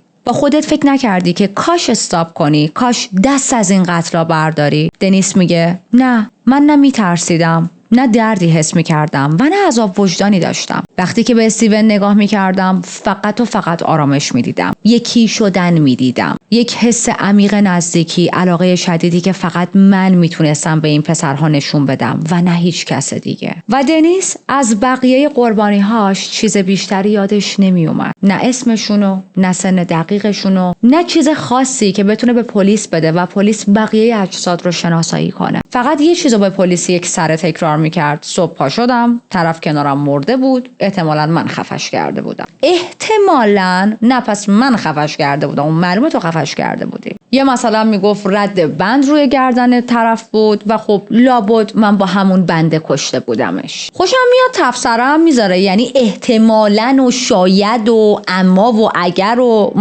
ولی بچه‌ها جوک ساید، میخوام به چند تا نکته راجع به دنیس اشاره کنم که مهمن. نکته اول، دنیس توی اعترافاتش دیتیلز ریز رو زیاد تغییر میداد. مثلا راجع به یه قربانی میگفتش که گذاشتمش رو تخت، ولی اگر دوباره همون رو تعریف میکرد میگفت کشیدمش رو زمین. حالا مشخص نیست که واقعا دیتیلز رو یادش نبوده، چون اکثر مواقع که این قتل ها رو داشت انجام میداد شدیداً درانک بود و خب آدمی که زیاد از حد مشروب بخوره ممکنه خیلی از جزئیات رو فراموش کنه، مخصوصا وقتی چند سال از اون اتفاق وحشتناک گذشته باشه و اون دیتیلز هم چیزهای دارکی باشن. چون ببینید سیستم دفاعی بدن ما اینجوریه که سعی میکنه خاطرات دارک رو کم رنگ تر کنه، حتی بدن و مغز یک سیریل کیلر. و یا اینکه دنیس چون عجله داشته که سریع همه اینا رو به پلیس اعتراف کنه، هی جزئیاتش تغییر میکرده. نکته بعدی اینه که بعد از دستگیریش از لقب خونه وحشتی که رسانه ها به خونش داده بودن شدیداً ناراحت شده بود. بزرگوار بهش برخورده بود، میگفت چرا به خونه من میگید خونه وحشت؟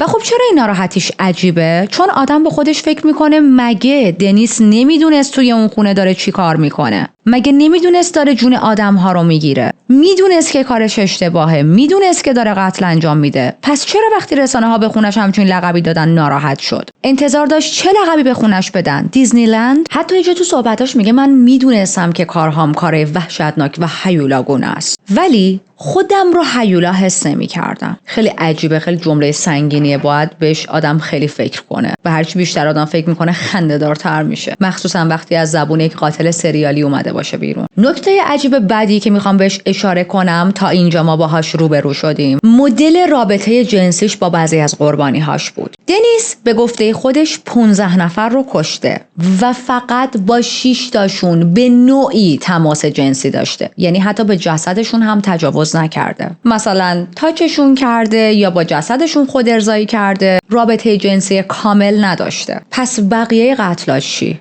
بقیه قتلاش اصلا ربطی به موضوع خودارضایی یا هر گونه موضوع جنسی نداشتن. میشه گفت این آدم بیشتر برای اینکه یکی کنارش بمونه آدم میکشته. نکته بعدی جالب اینه که دنیس عمیقاً باور داشت من دارم به بعضی از قربانی هام لطف میکنم که میکشمشون، من دارم اونا رو واقعا از بدبختی نجات میدم و کار خوبی کردم. البته خیلی از محقق‌ها و روانشناسا با این دیدگاهش مخالفن، میگن که دنیس کاملا میدونسته داره قتل انجام میده، میدونسته هیچ کدوم از اون مردا اگه ازشون میپرسید چطوری خوبی، میخوای کشتشی، میخوای از این زندگی نجاتت بدم، نمیگفتن آره ما رو بکش. شاید زندگیشون زندگی خیلی خوبی نبود، شاید مثل خیلی از قربانی هایی که تا حالا بررسی کردیم آدم های پرفکت و بی‌نقصی نبودن، ولی حق زندگی داشتن، میل به بقا داشتن و دوست داشتن زندگیشون رو ادامه بدن، حالا با هر سبک و لایف استایلی. پس موضوع چیه؟ چرا دنیس این حرف رو میزنه؟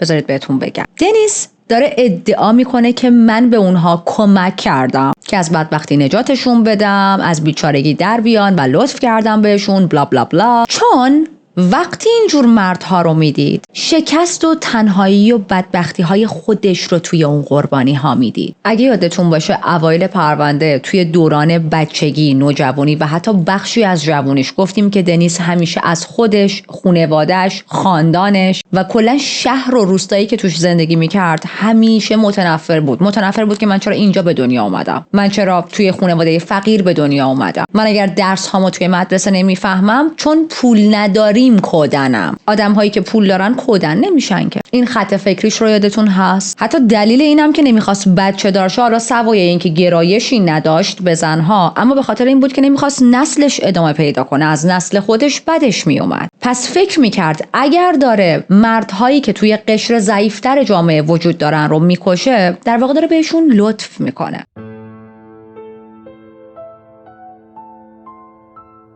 موسیقی نقش عجیبی تو قتل‌های دنیس داشت. همیشه موقع قتل آهنگ گوش میداد، چون موسیقی براش یه جور محرک احساسی بود که شاید راحت‌تر بتونه قتل‌ها رو انجام بده یا اون فضای دارک رو براش بهتر کنه. الکل هم نقش ویژه‌ای داشت توی زندگی و قتل‌هاش. خودش میگه من یه وقتایی انقدر درانک میشدم که هیچ کنترلی روی رفتارم نداشتم. ولی خب سوالی که اینجا پیش میاد، برای من پیش اومده، فکر می‌کنم برای شماها هم پیش اومده. کسی که واقعا این همه درانک می شده، آیا واقعا میتونسته اینقدر راحت آدم بکشه؟ چون قربانی‌هاش همه مرد بودن و بعضی از اونا از نظر فیزیکی نسبت به قربانی‌های زنی که ما توی کیس‌های قاتلای سریالی بررسی می‌کنیم قدرت بدنی بیشتری داشتن. بالاخره از این 15 نفر 5 تاشون باید دفاع زیادی از خودشون نشون میدادن، مقاومت می‌کردن، مبارزه می‌کردن. چطوریه که هیچ کدوم اینا موفق نشده بودن؟ و دنیس هم داره میگه من همیشه شدیداً مست بودم. چجوری این آدم تونسته همشون رو راحت بکشه؟ به جز یه دونه از قربانی‌هاش دیگه، یکیشو گفتیم خیلی مقاومت کرد. خب چون من دلم میخواست این موضوع رو علمی و با مدارک ببینم که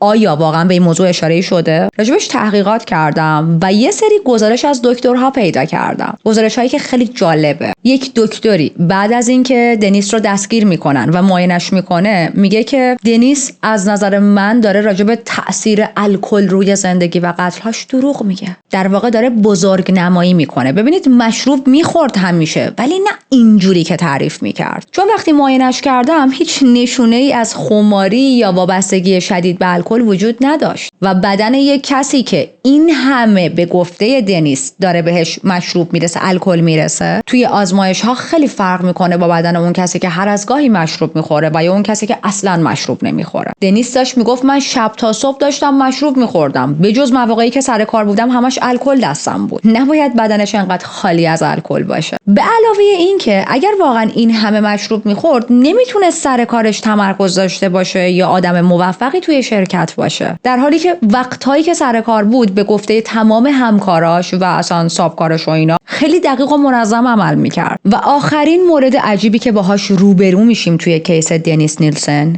اینه که وقتی پلیس ازش میپرسه چرا بدن بیشتر قربانی هاتو میشستی، میگه چون این یک حرکت مقدس بود و حتی از کلمه روحانی استفاده میکنه. گرفتید چیش عجیبه؟ دنیس آدمی بود که هیچ وقت به خدا، مذهب، کلیسا، به هیچ کدوم از اینا باور نداشت. حتی از دوران کودکی با اینکه توی محیط‌های مذهبی خیلی بدجوری قرار گرفته بود، چند روز در هفته باید میرفت کلیسا، خانواده‌اش مذهبی بودن، باز هم میگفت خدای بقیه و رسما هیچ باور مذهبی توی کل زندگیش نشون نداده بود. و این دوگانگی و این مدلی حرف زدنش واقعا عجیبه. حالا یه موضوع دیگه‌ای که می‌خوایم توی کیس دنیس بهش اشاره کنیم و ممکنه سوال خیلیاتون تا اینجا باشه. قطعاً اون اجسادی که توی خونش قایم می‌کرد بعد از مدتی بو می‌گرفتن. با این بوها چی کار می‌کرد؟ کسی نمی‌فهمید؟ ما بارها تو پرونده‌های قبلی گفتیم که بوی جسد چقدر میتونه شدید باشه، مخصوصاً اگر چند ماه ازش گذشته باشه. و ما اینجا راجع به یکی دو تا جسد توی خونه دنیس نیلسن صحبت نمی‌کنیم و ما داریم راجع به یک تعداد خیلی زیادی از اجساد حرف میزنیم. یعنی یک بوی افتضاحی، یعنی هیچ همسایه‌ای نبوده که این بو رو بفهمه، یعنی هیچ کسی نبوده که از این بو شکایت کنه.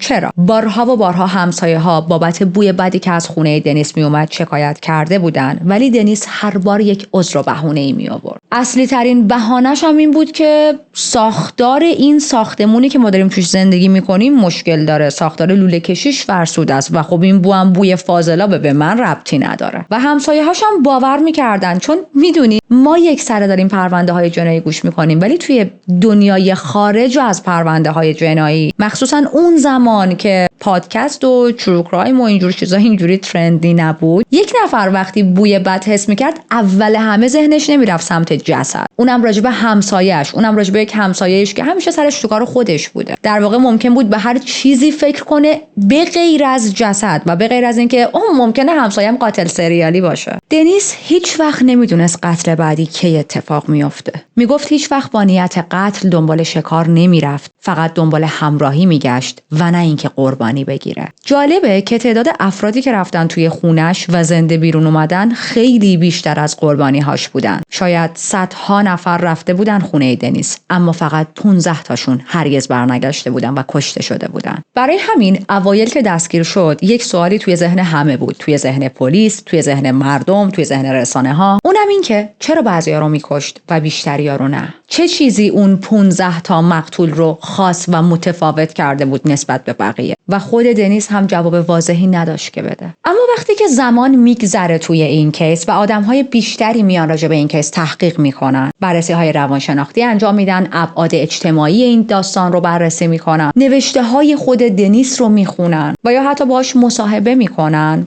به یک نتیجه میرسن. مشخص میشه که دنیس برای همصحبتی آدم میکشته، برای اینکه یکی کنارش باشه، بتونه باهاش حرف بزنه، بتونه ازش مراقبت کنه. اجساد رو خیلی وقتا میشوند روبروی تلویزیون و باهاشون فیلم تماشا میکرد، باهاشون حرف میزد. حالتی که اگر یک نفر از دور از پنجره خونش دید داشت و این صحنه رو میدید، فکر میکرد که اوکی، دنیس واقعا با یکی از دوستاش نشسته و دارن با هم تلویزیون تماشا میکنن. برخلاف خیلی از قاتل‌های سریالی که تا الان با هم بررسی کردیم، دنیس هیچ وقت حس تنفر نسبت به قربانی‌هاش نداشت و قتل‌هاش از روی تنفر نبود. خودش میگه من دنبال روابط موندگار بودم، دنبال این بودم که آدم‌ها ازم فرار نکنن. حس ناکافی بودن دیگه به هم دست نده وقتی آدم‌ها تو زندگی می اومدن و بعد از در خونم خارج می شدن و می رفتن. وقتی که دنیس دستگیر میشه تا موقعی که دادگاه شروع شه، مجبور بود که یه سری جلسات با پزشک‌ها و روانپزشک‌ها بگذرونه و از این جلساتش با روانپزشکاش متنفر بود، چون مجبورش می‌کردن که هر جزئیات قتل رو دوباره مرور کنه. احتمالاً دلیل تنفرش این بود که تو خلوت خودش تلاش می‌کرد از به قتل رسوندن این آدم‌ها یک چیز مقدس و شاعرانه بسازه، اما جلوی روانپزشکش باید درباره این قتل‌ها بلند صحبت می‌کرد و اون موقع بود که زشتی کار خودش محکم مثل سیلی می‌خورد تو صورتش. وقتی کارهایی که انجام داده بود رو با صدای بلند بیان می‌کرد، می‌فهمید که چقدر رفتارش زننده بوده و در واقع به قربانی‌ها لطف نکرده، بلکه یک قاتل سریالی بوده و اونا رو بیرحمانه کشته و برای مدت‌ها از جسدشون سوء استفاده کرده. پس میشه فهمید چرا دوست نداشت این چیزا رو توی جلساتش با روانپزشکش بلند مطرح کنه. موقعی که توی بازداشت بود و حتی بعدن که میره زندان، شعر زیاد مینویسه. اشعارش هم بیشتر راجع به عشق و مرگن. اما بیایید راجع به اجساد و اینکه چطور از دست اجساد خلاص میشد بیشتر صحبت کنیم. تا اینجا به یه چیزهای اشاره کردیم، اما الان میخوایم بیشتر این موضوع رو باز کنیم. اوایل که اجساد رو زیر اون کفپوش خونه پنهان میکرد، ولی خب بعد از چند ماه فهمید بوشون داره خیلی زیاد میشه، بوشون بلند میشه، مهم نیست چقدر اسپری و عطر و خوشبو کننده این ور اون ور بزنه، مهم نیست چند تا عود روشن کنه. این اجساد رو باید از محیط زندگیش دور کنه، نمیتونه همیشه زیر خونش نگه داره. پس تمام جسدهایی که تا اون موقع زیر خونه گذاشته بود رو میکشه بیرون، تیکه تیکشون میکنه، تیکه ها رو میذاره توی کیسه ها رو میذاره توی چمدون رو میبره توی یک باغچه کوچیکی که مخصوص بلیپ سگش درست کرده بود و اونجا دفنشون میکنه. یک عالمه هم خوشبو کننده دور تا دور اونجایی که دفن کرده بود میریزه، یه عالمه هم روزنامه و آجر و حالت آتشغال روشون میذاره به امید اینکه بوشون بلند نشه و کسی متوجه نشه که از توی این چمدون ها داره بوی بد میاد و این چمدون ها حاوی اعضای بدنن. حتی خیلی وقتا مجبور میشد تیکه های بدن رو توی جاهای مختلف خونش بذاره تا بعدن بتونه یک جای مناسبی براشون پیدا کنه. و این خیلی عجیبه، چون مثلا اگر یه نفر تصادفی وارد خونه دنیس میشد و یه ذره توی خونش میگشت، ممکن بود در کمدو باز کنه و با یه تیکه پا روبرو شه، یا مثلا بره ته انباریش و ببینه یک بازو اونجا جا افتاده. واقعا همینقدر فریک. خیلی وقتها اجساد، یا بهتره بگیم باقی مونده اجساد رو، چون خب تیکه تیکه شده بودن دیگه، وقتی میدید جا براشون نداره توی همون حیاط میسوزوند. موقعی هم که میخواست اجساد رو تیکه تیکه کنه خیلی محتاط عمل میکرد که یه وقت به خاطر چاقوها و وسایل تیز اطرافش آسیبی به سگش بلیپ یا یه گربه‌ای که سرپرستش بود نرسه. موضوع این گربه همینه که چند سال پیش یه گربه‌ای وارد خونش شده بود و دنیس اجازه داده بود که باهاشون زندگی کنه و مثل بلیپ شده بود سرپرستش و اون گربه هم تبدیل شده بود به پتش. خب ما اوایل کیس به یک قابلمه اشاره کردیم که سر یکی از قربانی‌هاش داخلش بود. دنیس 2 بار دیگه هم توی همون قابلمه سر بقیه قربانی‌هاش رو گذاشته بود و جوشونده بود. خودش خیلی اصرار داشت که اون قابلمه فقط برای جوشوندن گوشت و جدا شدنش از جمجمه بود و هدفش پخت و پزی یا آشپزی نبوده و آدمخوار نیست. میگفت من میخواستم بیشتر بجوشن تا راحت‌تر بتونم جمجمه و سر و اینا رو از هم جدا کنم. و یکی از دلایلی که دنیس انقدر راحت میتونست اجساد رو تیکه تیکه کنه و میدونست که چطور باید هر بخش بدن رو مثلا از اون یکی بخشش جدا کنه، چجوری باید کلا این پروسه رو انجام بده و با توجه به خیلی از کیس هایی که مربوط به تیکه تیکه کردن اعضای بدن بود، ما به این موضوع اشاره کردیم که این پروسه راحتی نیست، واقعا یکی از سخت‌ترین کارها در دنیاست. پس دنیس چجوری انقدر راحت این کار رو انجام میداد؟ در واقع راحت نبود، اما مهارتش رو از کجا داشت؟ دنیس توی آرمی اصلی ترین کارش این بود که آشپز بود و مهارت آشپزی رو توی آرمی یاد گرفته بود. obviously اطلاعات بالایی داشت از اینکه چطور باید با گوشت کار کنه، از اینکه کجا راحت‌تر بریده میشه، کجا سخت‌تر بریده میشه، کجا رو چند قسمت کنه براش راحت‌تره و حالا خیلی جزئیات دیگه. اما خودش میگه توی کل پروسه قتل این تشریح و تیکه تیکه کردن بدن دردناکترین بخش بود برام. میگه بریدن اجساد هیچ جذابیتی برام نداشت و حتی یک حس بدی بهم میداد، چون داشتم تنها یادگاری که از قتل هام داشتم رو تیکه تیکه میکردم تا نابودش کنم. دوست نداشتم این کارو بکنم ولی چاره دیگه ای هم نداشتم. دنیس خودش پروسه تیکه تیکه کردن اجساد رو دقیق شرح داده و من میخوام بهتون عین حرفهای خودش رو بگم و اگر احساس میکنید این بخش از پرونده ممکنه براتون سنگین باشه میتونید کمی بزنید جلو، چون خب واقعا بخش سنگین پرونده است. میگه که من یه چیز پلاستیکی مینداختم کف آشپزخونه. چند تا نوشیدنی لازم داشتم تا بتونم تیکه تیکه کردن رو شروع کنم. بعد از اینکه نوشیدنی می‌خوردم، زیرپوش و شورت اجساد رو در می‌آوردم، با چاقو سر رو از تن جدا می‌کردم. معمولاً خون توی بدنشون خیلی کم بود چون زمان زیادی از مرگشون گذشته بود. بعد از اینکه سرشون رو جدا می‌کردم، می‌ذاشتم توی سینک، می‌شستم، می‌ذاشتم توی یک کیسه، بعد دستا و پاها رو تیکه تیکه می‌کردم، می‌شستم، خشک می‌کردم و هر کدومو توی حوله می‌پیچیدم و مینداختم توی کیسه دیگه. از ناف تا استخوان سینه رو پاره می‌کردم، روده و معده و کلیه و کبد رو در می‌آوردم، قلب و ریه رو در می‌آوردم و همه اعضا رو توی کیسه پلاستیکی دیگه مینداختم. بعد نیمتنه بالا رو از پایین جدا می‌کردم، بازوها و بدساق‌ها رو جدا می‌کردم و تمام این قطعات بدن رو توی کیسه‌های سیاه بزرگ مینداختم. قفسه سینه، دنده، رون، باسن، اندام تناسلی، اینا رو همه رو هم توی کیسه دیگه‌ای می‌ذاشتم و بسته‌ها رو زیر کفپوش قایم می‌کردم. گاهی این کیسه ها رو بعد از چند روز در می آوردم تا از طریق سوزوندن یا ریختنشون توی دستشویی از شرشون خلاص شم و خب همیشه روی این کیسه ها پر از مگس و لارف بود و بوی خیلی بدی می گرفتن. یعنی جوری که دنیس نیلسن اعضای بدن قربانی‌هاش رو ارگانایز میکنه الان داخل کمد و کابینت‌های تو خونه من ارگانایز نیست. میگه که سخت‌ترین بخش کارم بیرون کشیدن اندام‌های داخلی بود. بوی تعفن، مایعات داخل بدن و اون صحنه غیرقابل تحملی که از خودشون به جا می‌ذاشتن بارها و بارها باعث شده بود که من حتی بالا بیارم. روش آتش زدن اجساد هم که این مدلی بود، می‌برد توی حیاط با بقیه لوازم اینا رو ریز ریز آتش می‌زد به امید اینکه بوی بقیه لوازم قاطیشه با بوی جسد و خب جلب توجه نکنه. و یا اینکه اگر یک همسایه فضولی داره مثلا تماشا میکنه این صحنه رو، نفهمه که تو آتیش چی داره میسوزه، یه انگشت دارم میبینم، یه دست دارم میبینم. حتی یه سری از شعرهایی که موقعی که تو زندان بود نوشته بود راجع به آتیش بود و خب داشت اشاره میکرد به همین آتیش زدن قربانی‌هاش. اگر اشعارش رو با دقت بخونید واقعا میفهمید که داره به همین قربانی‌ها و آتیش زدنشون اشاره میکنه. ولی شاید اگر اصلا دنیس نیلسن رو نشناسید و اشعارش رو بخونید هر برداشت دیگه‌ای بکنید به جز اینکه اینا شعرهای یک قاتل سریالیه و داره راجع به قربانی‌هاش صحبت میکنه. وقتی تمام جزئیات قتل و نحوه از بین بردن اجساد به گوش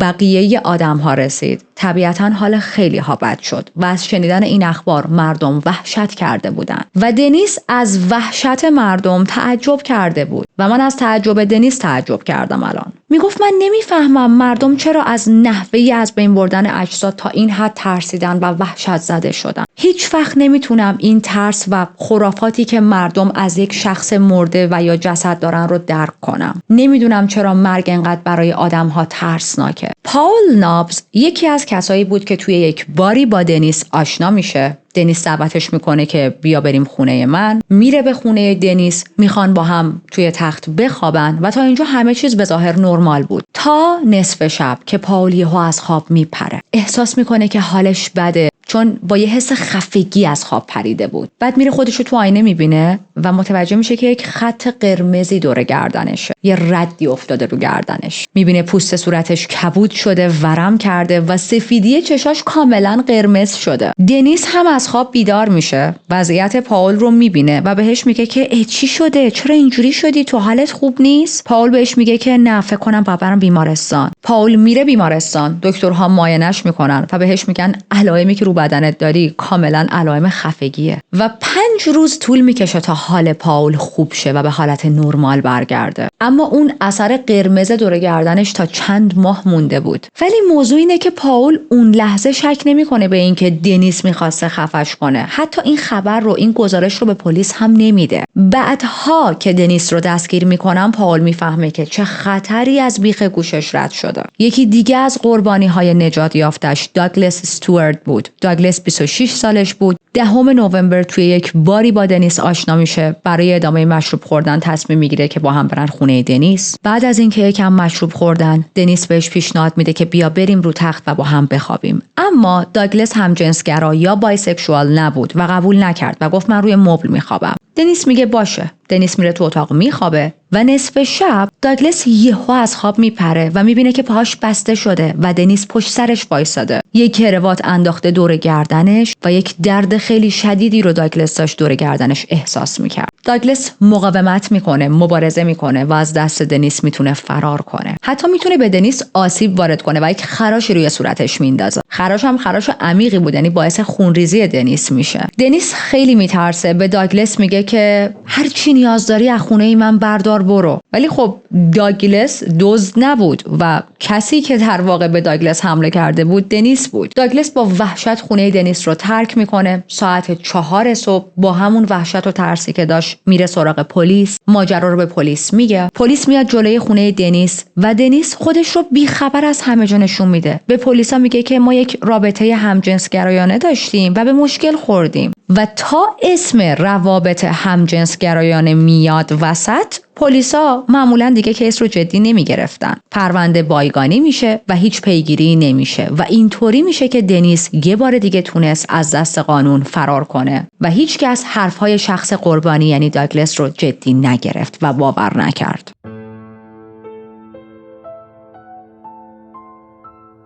چندین قربانی دیگه هم از زیر دست دنیس تونستن جون سالم به در ببرن و زنده بیان بیرون از خونش، در حالی که قرار بود فقط یک شب معمولی، یک رابطه معمولی رو با دنیس بگذرونن. یا حتی اصلا بعضیاشون برای رابطه داشتن نرفته بودن. بعضیاشون برای همصحبتی و همنشینی رفته بودن خونه دنیس، مثل 2 تا دوست. و همه این بازمانده ها میگن که شب خواب بودیم، وسط خواب یک درد و سوزش خیلی زیادی روی گلومون احساس کردیم. یهو از خواب پریدیم اما ندیدیم که دنیس رومون باشه و در حال خفه کردنمون باشه. برای همین گیج بودیم، فکر می‌کردیم کابوس دیدیم. ولی از اون طرف گردنمون قرمز شده بود، چشممون کاسه خون شده بود و چیزی که آدم با چشمش می‌بینه رو که نمیتونه انکار کنه. نشونه‌های روی بدنمون نشونه‌های خفگی بود، ولی کسی وای نستاده بود که ما رو خفه کنه. اما خیلی از این بازمانده‌ها اون موقع نرفتن تا به پلیس شکایت کنن، با اینکه یه سریاشون شک کرده بودن به دنیس، به خاطر اینکه وضعیت زندگی درست حسابی نداشتن. درگیر اعتیاد بودن، هوملس بودن یا حتی 100% مطمئن نبودن که دنیس واقعا داشته ما رو خفه می‌کرده. برای همین هیچ وقت نمیرن تا پیش پلیس و شکایت کنن از دست دنیس، تا موقعی که دنیس دستگیر میشه و اینا میان توی دادگاه بر علیه شهادت میدن. توی چند ماهی که دنیس رفته بود زندان تا دادگاهاش رسمی شروع شن، حال روحی روانیش اصلا خوب نبود. برخلاف خیلی از قاتل‌های سریالی که بررسی کردیم و وقتی گیر میافتن دوست دارن با رسانه‌ها صحبت کنن، احساس سلبریتی بودن بهشون دست میده و از اون شهرت منفوری که به دست آوردن لذت میبرن، دنیس اصلا اینطوری نبود. توی زندان حال دنیس خیلی بد بود. هر شب کابوس میدید. بارها به بازجوهاش، زندانبانهاش و خبرنگارهایی که اومده بودن باهاش حرف بزنن، حتی به روانپزشکاش گفته بود که هنوز خودش نمیتونه باور کنه چنین جنایت‌هایی انجام داده. احساس میکرد حالا تازه داره عمق کاراشو درک میکنه. حتی یه نامه برای مادرش نوشت و توی اون نامه گفت که واقعا نمیتونم باور کنم که این منم که مرکز همچین پرونده وحشتناکیم. خودش به روز دستگیریش میگه روزی که کمک بهم رسید. حتی آخرین روزی که رفته بود شرکت، به همکاراش گفته بود که اگر من فردا نیومدم سر کار، یا مریض شدم یا مردم یا افتادم زندان. همکاراش میخندن، میگن ها ها ها چه شوخی با نمکی کردی. اما خب شوخی نبود و دنیس میدونست که پلیس خیلی بهش نزدیک شده. وقتی بازجویی‌هاش با پلیس ها و کاراگاه‌ها کامل تموم شد، یکی از کاراگاه‌ها بهش قول داد که من از سگت بلیپ مراقبت میکنم. حتی بهش پیشنهاد دادن که میخوای بلیپ رو تا پلیس استیشن بیاریم و ببینیش، ولی دنیس با اینکه بی‌نهایت دلش برای سگ و گربه‌اش تنگ شده بود، گفت نمیخوام ببینمشون چون خداحافظی سخت‌ترین کار دنیاست برای من. یک هفته بعد مقامات به این نتیجه رسیدن که چون بلیپ توی یک محیط آلوده و پر از بقایای انسانی زندگی کرده، باید یوتانایزش کنن و همین کار رو هم کردن. به نظر من اصلاً دلیل قانع کننده ای نیست، ولی خب این کار رو انجام دادن. سگ بیچاره بیخبر از همه جا توی یک لحظه دید باباش یعنی دنیس دیگه کنارش نیست. یک هفته تنهایی رو تحمل کرد و بعد هم یوتانایز شد، فقط به خاطر اینکه بدون هیچ انتخابی سرپرستش یک قاتل سریالی از آب در اومده بود. اما برگردیم به دنیس که توی زندانه و وضعیتش اصلاً توی زندان خوب نیست. زندانی های دیگه مدام باش بدرفتاری میکردن. از اینکه مجبور بود لباس زندانی ها رو تنش کنه ناراحت بود و حتی گلش رو به پلیس هم کرده بود. میگفت من با شما نهایت همکاری رو کردم، حداقل کاری که میتونید برام بکنید اینه که لباس های معمولی بهم بدید و من لباس زندانی ها رو تنم نکنم. فکر میکرد حالا که با پلیس همکاری کرده شرایط هم قراره براش تو زندان راحت تر باشه، ولی خب واقعیت اینه که قانون قانونه و خیلی وقتها فرق نمیکنه شما چقدر با پلیس همکاری کنید، باید یک قانون رو فالو کنید همتون، چون زندانه. هر روز فقط نیم ساعت اجازه هواخوری داشت و 23 ساعت و نیم باقی مونده رو توی سلولش میموند. هر چند روز یه بار سلولش رو عوض میکردن تا هیچ زندانی دیگه ای نتونه باش ارتباط برقرار کنه و اجازه معاشرت با کسی رو هم نداشت. حتی خیلی وقتا بهش اجازه نمیدادن وارد بخش کلیسای زندان شه، چون بقیه زندانی‌ها میگفتن که ما دوست نداریم کنار یک هیولا دعا بخونیم. دنیس تا اون لحظه خیلی تلاش کرده بود به خودش و اطرافیانش ثابت کنه که من هم یک آدم نرمالم، فقط تفاوتم با بقیه اینه که مرتکب قتل شدم. ولی توی زندان این واقعیت مثل سیلی داشت میخورد تو صورتش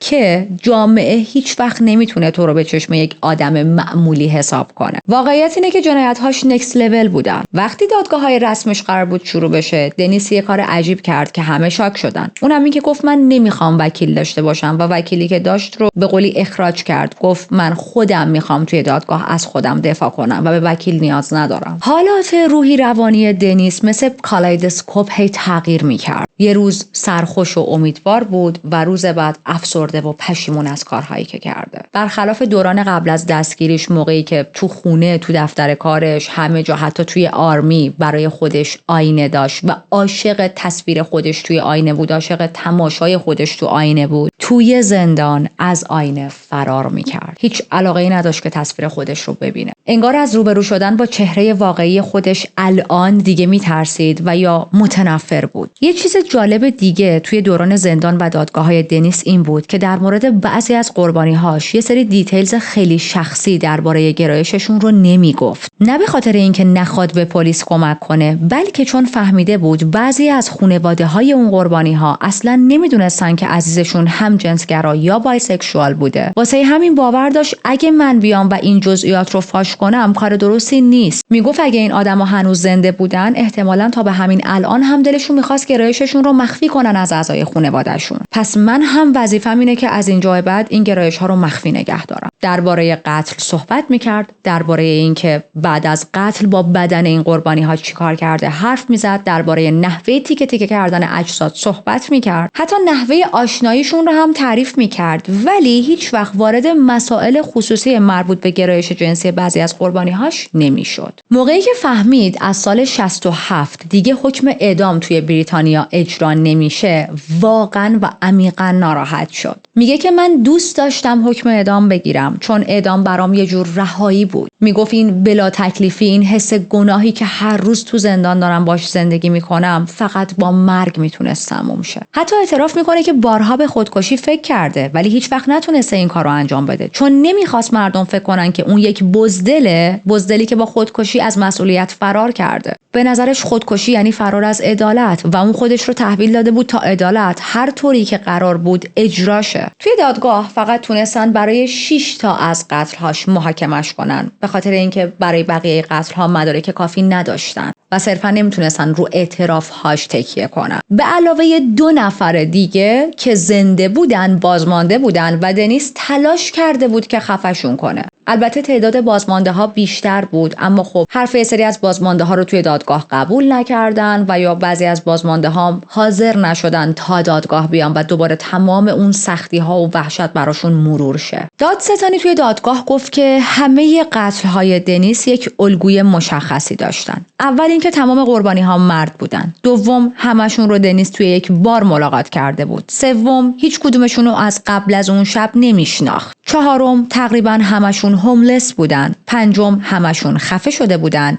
و ششم تعداد زیادی از قربانی‌هاش همجنسگرا یا روسبی‌های مرد بودن. خب ما گفتیم چند تا از قربانی‌هایی که زنده مونده بودن بازمانده‌ها توی دادگاه میان و بر علیه دنیس شهادت میدن. یکی از چیزهایی که همشون میگفتن این بود که دنیس مرد خیلی آرومی بود. میگن حتی لحظه‌ای که داشت ما رو خفه میکرد یا بعد از خفگی که ما ندیده بودیمش ما رو خفه کنه ولی خب فقط من توی اون اتاق بودم و اون آدم، وقتی به صورتش نگاه میکردیم بسیار ریلکس بود. حتی هیچ هیجانی هم از خودش نشون نمیداد. خب ما هیجان هم توی قاتل‌ها زیاد دیدیم. یکی از دلایلی که قاتل‌ها مخصوصا قاتل‌های سریالی دست به قتل میزنن اون هیجانشه و لحظه‌ای که قتل داره انجام میشه میمیک صورتشون تغییر میکنه و هیجان زده میشن. ولی دنیس حتی صورتش هم تغییر نکرده بود. یعنی پوکر فیس تلاش میکرد که قربانیاش رو خفه کنه. دادستان اصرار داشت توی دادگاه که ثابت کنه دنیس برای قتل‌هاش از قبل برنامه‌ریزی کرده بود و دلایلش چی بود؟ میگفت که چون از بعضی از قربانی‌هاش پرسیده بود که تو خانواده داری یا نه؟ آیا کسی توی این شهر تو رو میشناسه یا نه؟ آیا کسی نگرانت هست یا نه؟ آیا خونه زندگی داری یا نه؟ و اینا شهادت‌هایی بود که بعضی از بازمانده‌ها داده بودن و نه که بگم دادستانی از خودش در آورد. حرف دادستانی این بود که اگر دنیس برای قتل‌هاش از قبل برنامه نریخته بود، نقشه نکشیده بود، چرا توی بار باید همچین سوالهایی از قربانیاش میپرسید؟ چرا باید براش مهمی بود که کسی دنبال این آدم‌ها هست یا نه؟ و خب دنیس این حرف رو قبول نداشت. میگفت که نه، من هیچ برنامه‌ای نریخته بودم از قبل و قتل‌ها خیلی یهویی اتفاق افتاد. anyways این کلکل‌ها رو بذاریم کنار. دادگاه‌های دنیس تقریباً آروم داشت پیش میرفت تا زمانی که رسیدن به شرح باز کردن بسته‌های جسد و اون بوی تعفنی که این کیسه ها میدادن، اون کرم‌های سفیدی که توی کیسه ها پیدا شده بود. اینقدر توضیح این جزئیات افتضاح بود که حتی چهره قاضی هم رفته بود تو هم و قیافش به وضوح داشت نشون میداد که حالش داره به هم میخوره. بعد وسایل قتل رو آوردن توی دادگاه. یه قابلمه بزرگ، همون قابلمه‌ای که سرها توش جوشونده شده بودن، تخته‌ای که مخصوص برش بدن قربانی‌ها بود، بدن قربانی‌ها رو میذاشت روش تا تیکه تیکشون کنه، چاقوهاش و هرچی مدارک و جزئیات بیشتری رو می‌کردن. وضعیت دادگاه بدتر و بدتر می‌شد. اونقدر بد که چند تا از اعضای هیئت منصفه نزدیک بود واقعاً بالا بیارن و بی احساس بودن و سرد بودن دنیس توی دادگاهاش بیشتر از هر موقع دیگه ای مشخص بود. در حدی این آدم تو دادگاهاش بی احساس و پوکر فیس بود که بعضی رسانه‌ها بهش لقب ماهی یخزده دادن. روانپزشکاش میان تو دادگاه تا راجع به دنیس صحبت کنن، دنیس و وضعیت روانیش، و میگن که ما نمیتونیم هیچ مدرک دقیقی ارائه بدیم که بگیم دنیس موقع قتل‌هاش دچار دیسوسییشن شده باشه. دیسوسییشن حالتی که فرد دچار چطوری بگم فراموشی میشه، چون دنیس تمام قتل‌هاش رو، حالا بگیم بیشتر قتل‌هاش رو با جزئیات کامل یادش بود و تعریف میکرد. شخصی با دیسوسییشن اینقدر جزئیات یادش نمیمونه. 4 نوامبر 1983 دنیس به حبس ابد محکوم شد بدون حق آزادی مشروط. توی زندان سطح A نگهداری میشد که جزو زندان‌هایی با شدیدترین شرایط امنیتی هستن. تو مدتی که دنیس توی زندان بود، کتاب میخوند، مینوشت، نقاشی میکشید، به موسیقی رو آورده بود و در کل زندانی آرومی بود. البته این آروم بودن دنیس به این معنا نبود که بقیه زندانی‌ها هم بتونن خیلی راحت قبولش کنن و باهاش مشکلی نداشته باشن. بارها و بارها بقیه زندانی‌ها تلاش کرده بودن که به دنیس حمله کنن. مثلا یکی از بدترین حمله‌هایی که توسط یکی از همسلولی‌هاش بهش شده بود، موقعی بود که با یک تیغ صورت دنیس رو پاره کرده بود و باعث شده بود که 89 تا بخیه بخوره صورت دنیس. و در نهایت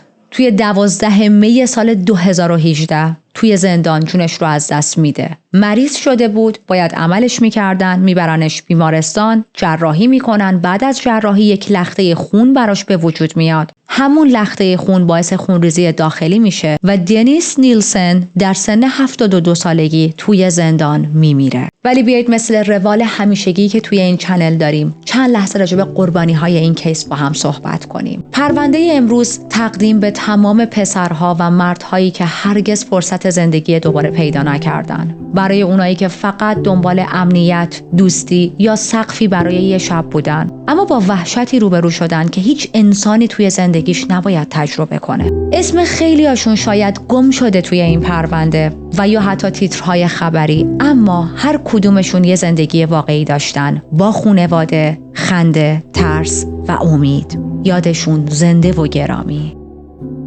مرسی که تا اینجا توی این پرونده طولانی با من همراه بودید و اگر که هنوز کانال رو سابسکرایب نکردید خیلی خوشحال میشم که به جمع ما اضافه شید. خب اول کیس بهتون گفتم این پرونده برای من خیلی دیستینکتیوه و دلیلش رو میخوام آخر بهتون بگم و الان رسیدیم به آخر کیس. دنیس نیلسن جزو قاتل‌هایی بود که برای من درست مثل جفری دامر خیلی کاراکتر عجیبی داشت بچه‌ها. یعنی خیلی اوکی. من 10 مستند راجع به دنیس دیدم، نه حالا فقط برای کاور کردنش امروزا، کلا منظورمه. فیلم هایی که ازش ساختن رو همه رو تماشا کردم، حتی چند تا کتاب راجبش خوندم و هر بار که یک فیلم جدیدی راجبش میبینم، یک مستند جدیدی میبینم، یک کتابی میخونم، یک مقاله‌ای میخونم، باز همین آدم برای من یک دریچه جدیدی داره که باز میشه تو شخصیتش. خیلی چیزای بیشتری راجبش بود که میخواستم بگم توی این ویدیو، ولی احساس کردم که از بحث اصلی جنایی و روانشناسی و کلا بحث‌های اصلی که پرونده‌های جنایی میتونه داشته باشه خارج میشه و خب شاید حوصله‌تون سر بره، برای همین اون رو اسکیپ کردم. ولی دنیس نیلسن یک کاراکتری داره برای من که مثل جفری دامر میتونم روزها راجبش صحبت کنم. البته اشتباه برداشت نشه، نه که بگم ازش خوشم میاد یا نه.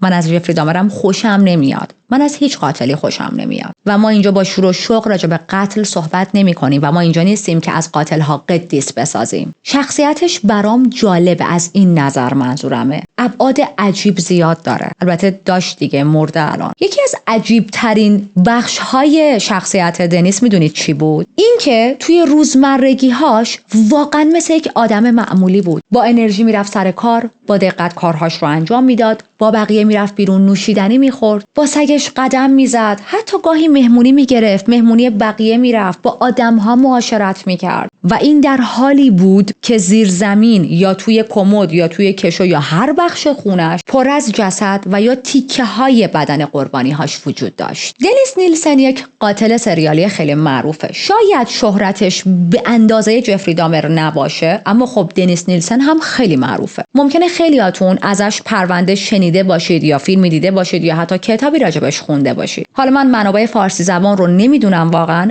اما توی منابع انگلیسی زبان میدونم که مستند راجع به دنیس نیلسن زیاد ساخته شده، چون خب خیلیاشو خودم دیدم. اگر که مستندهای انگلیسی زبان رو نگاه کنید obviously به گوشتون خورده اسمش، و احتمالاً هستن کسایی که بخوان الان برای من کامنت بذارن که این پرونده تکراری بود. خب این دست من کو، دستمو بذار من پیدا کنم. این آشش.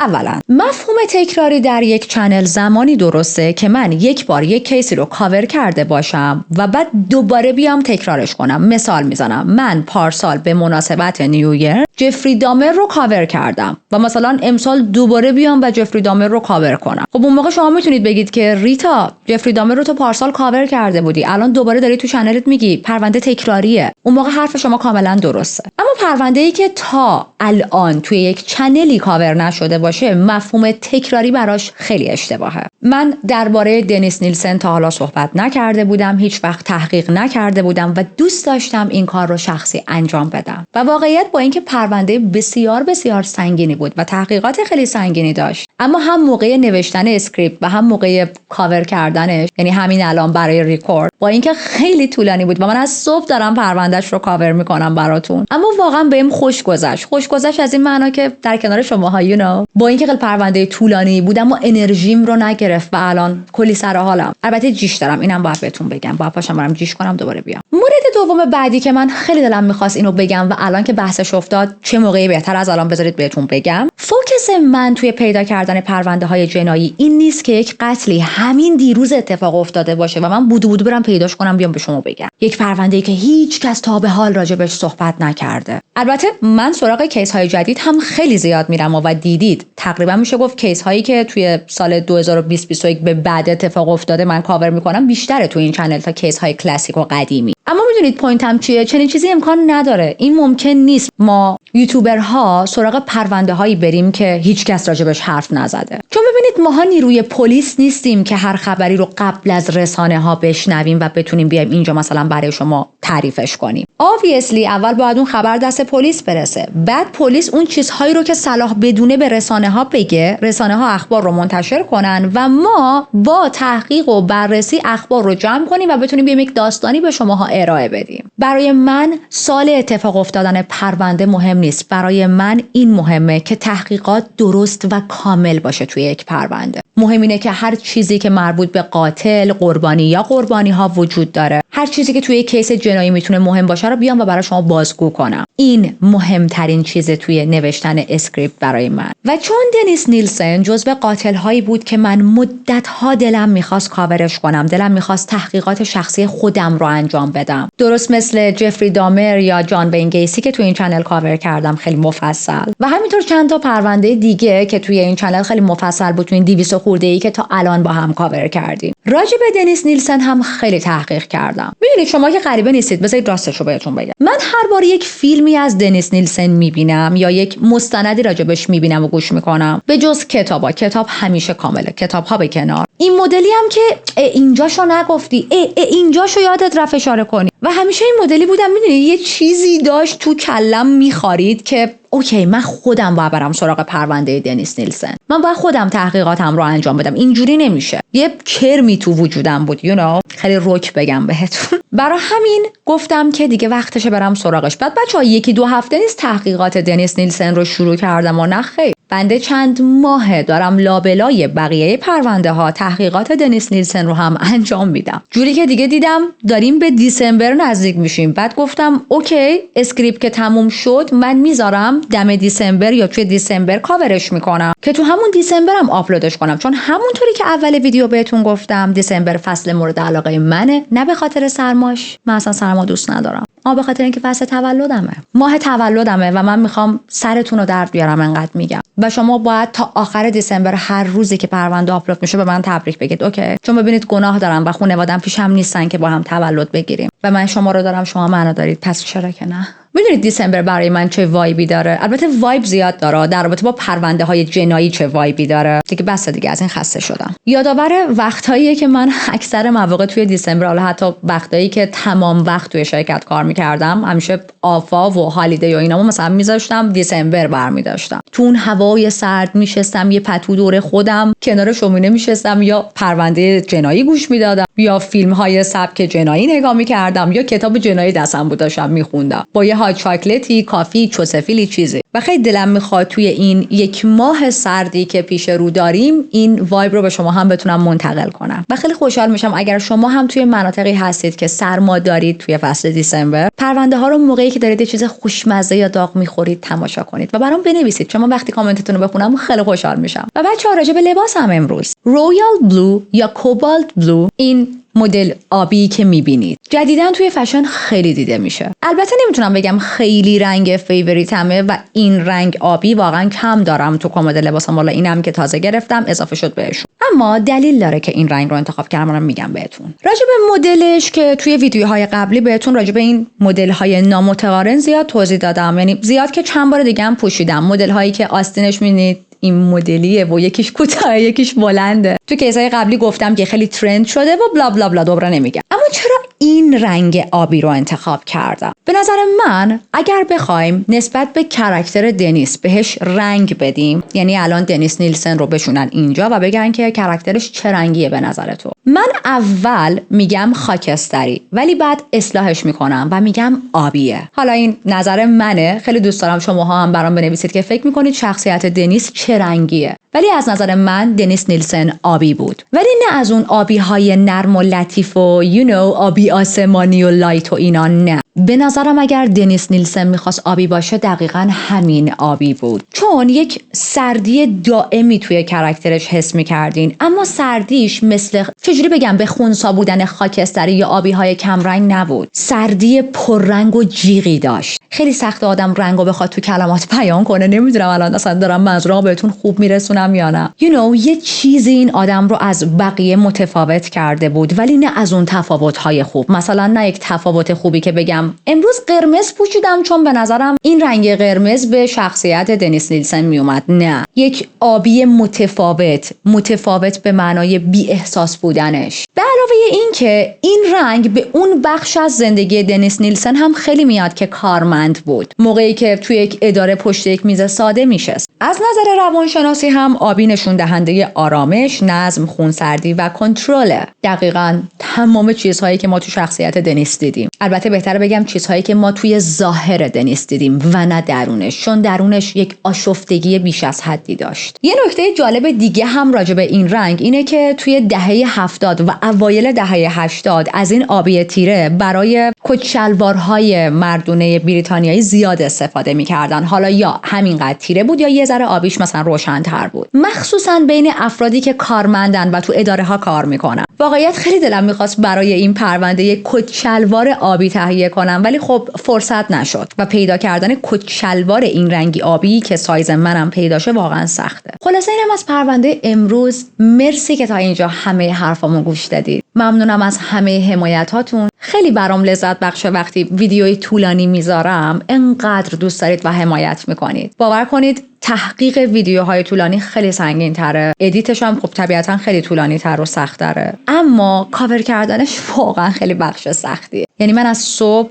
کاور رو شروع کردم و الان 5:33 بعد از ظهره و تازه دارم تمومش میکنم. ولی انقدر شماها پرونده طولانی آپلود میکنم بهش عشق نشون میدید، انقدر حمایت میکنید که من واقعا چشام قلبی میشه موقعی که تصمیم میگیرم پرونده طولانی براتون بیارم. ممنونم، خیلی قدردان حمایتاتون هستم. و با اینکه نهار خوردم خیلی گشنم شده دوباره، چون همش نشستم حرف میزنم دیگه، آدم گشنش میشه. پس دیگه باید با هم خدافظی کنیم. یادتون باشه حتما برام کامنت بذارید راجع به این پرونده، راجع به شخصیت دنیس، راجع به هر چیزی که در طول کیس اومد تو ذهنتون. خوندن کامنتاتون خیلی بر من لذت بخشه، حالتی که انگار مثلا یک فیلمو دیدیم بعد با دوستام نشستیم و داریم راجعش صحبت میکنیم. یه همچین وایبی میده به من کامنتاتون. مراقب خودتون باشید. بزودی مثل همیشه با یک پرونده دیگه میام سراغتون.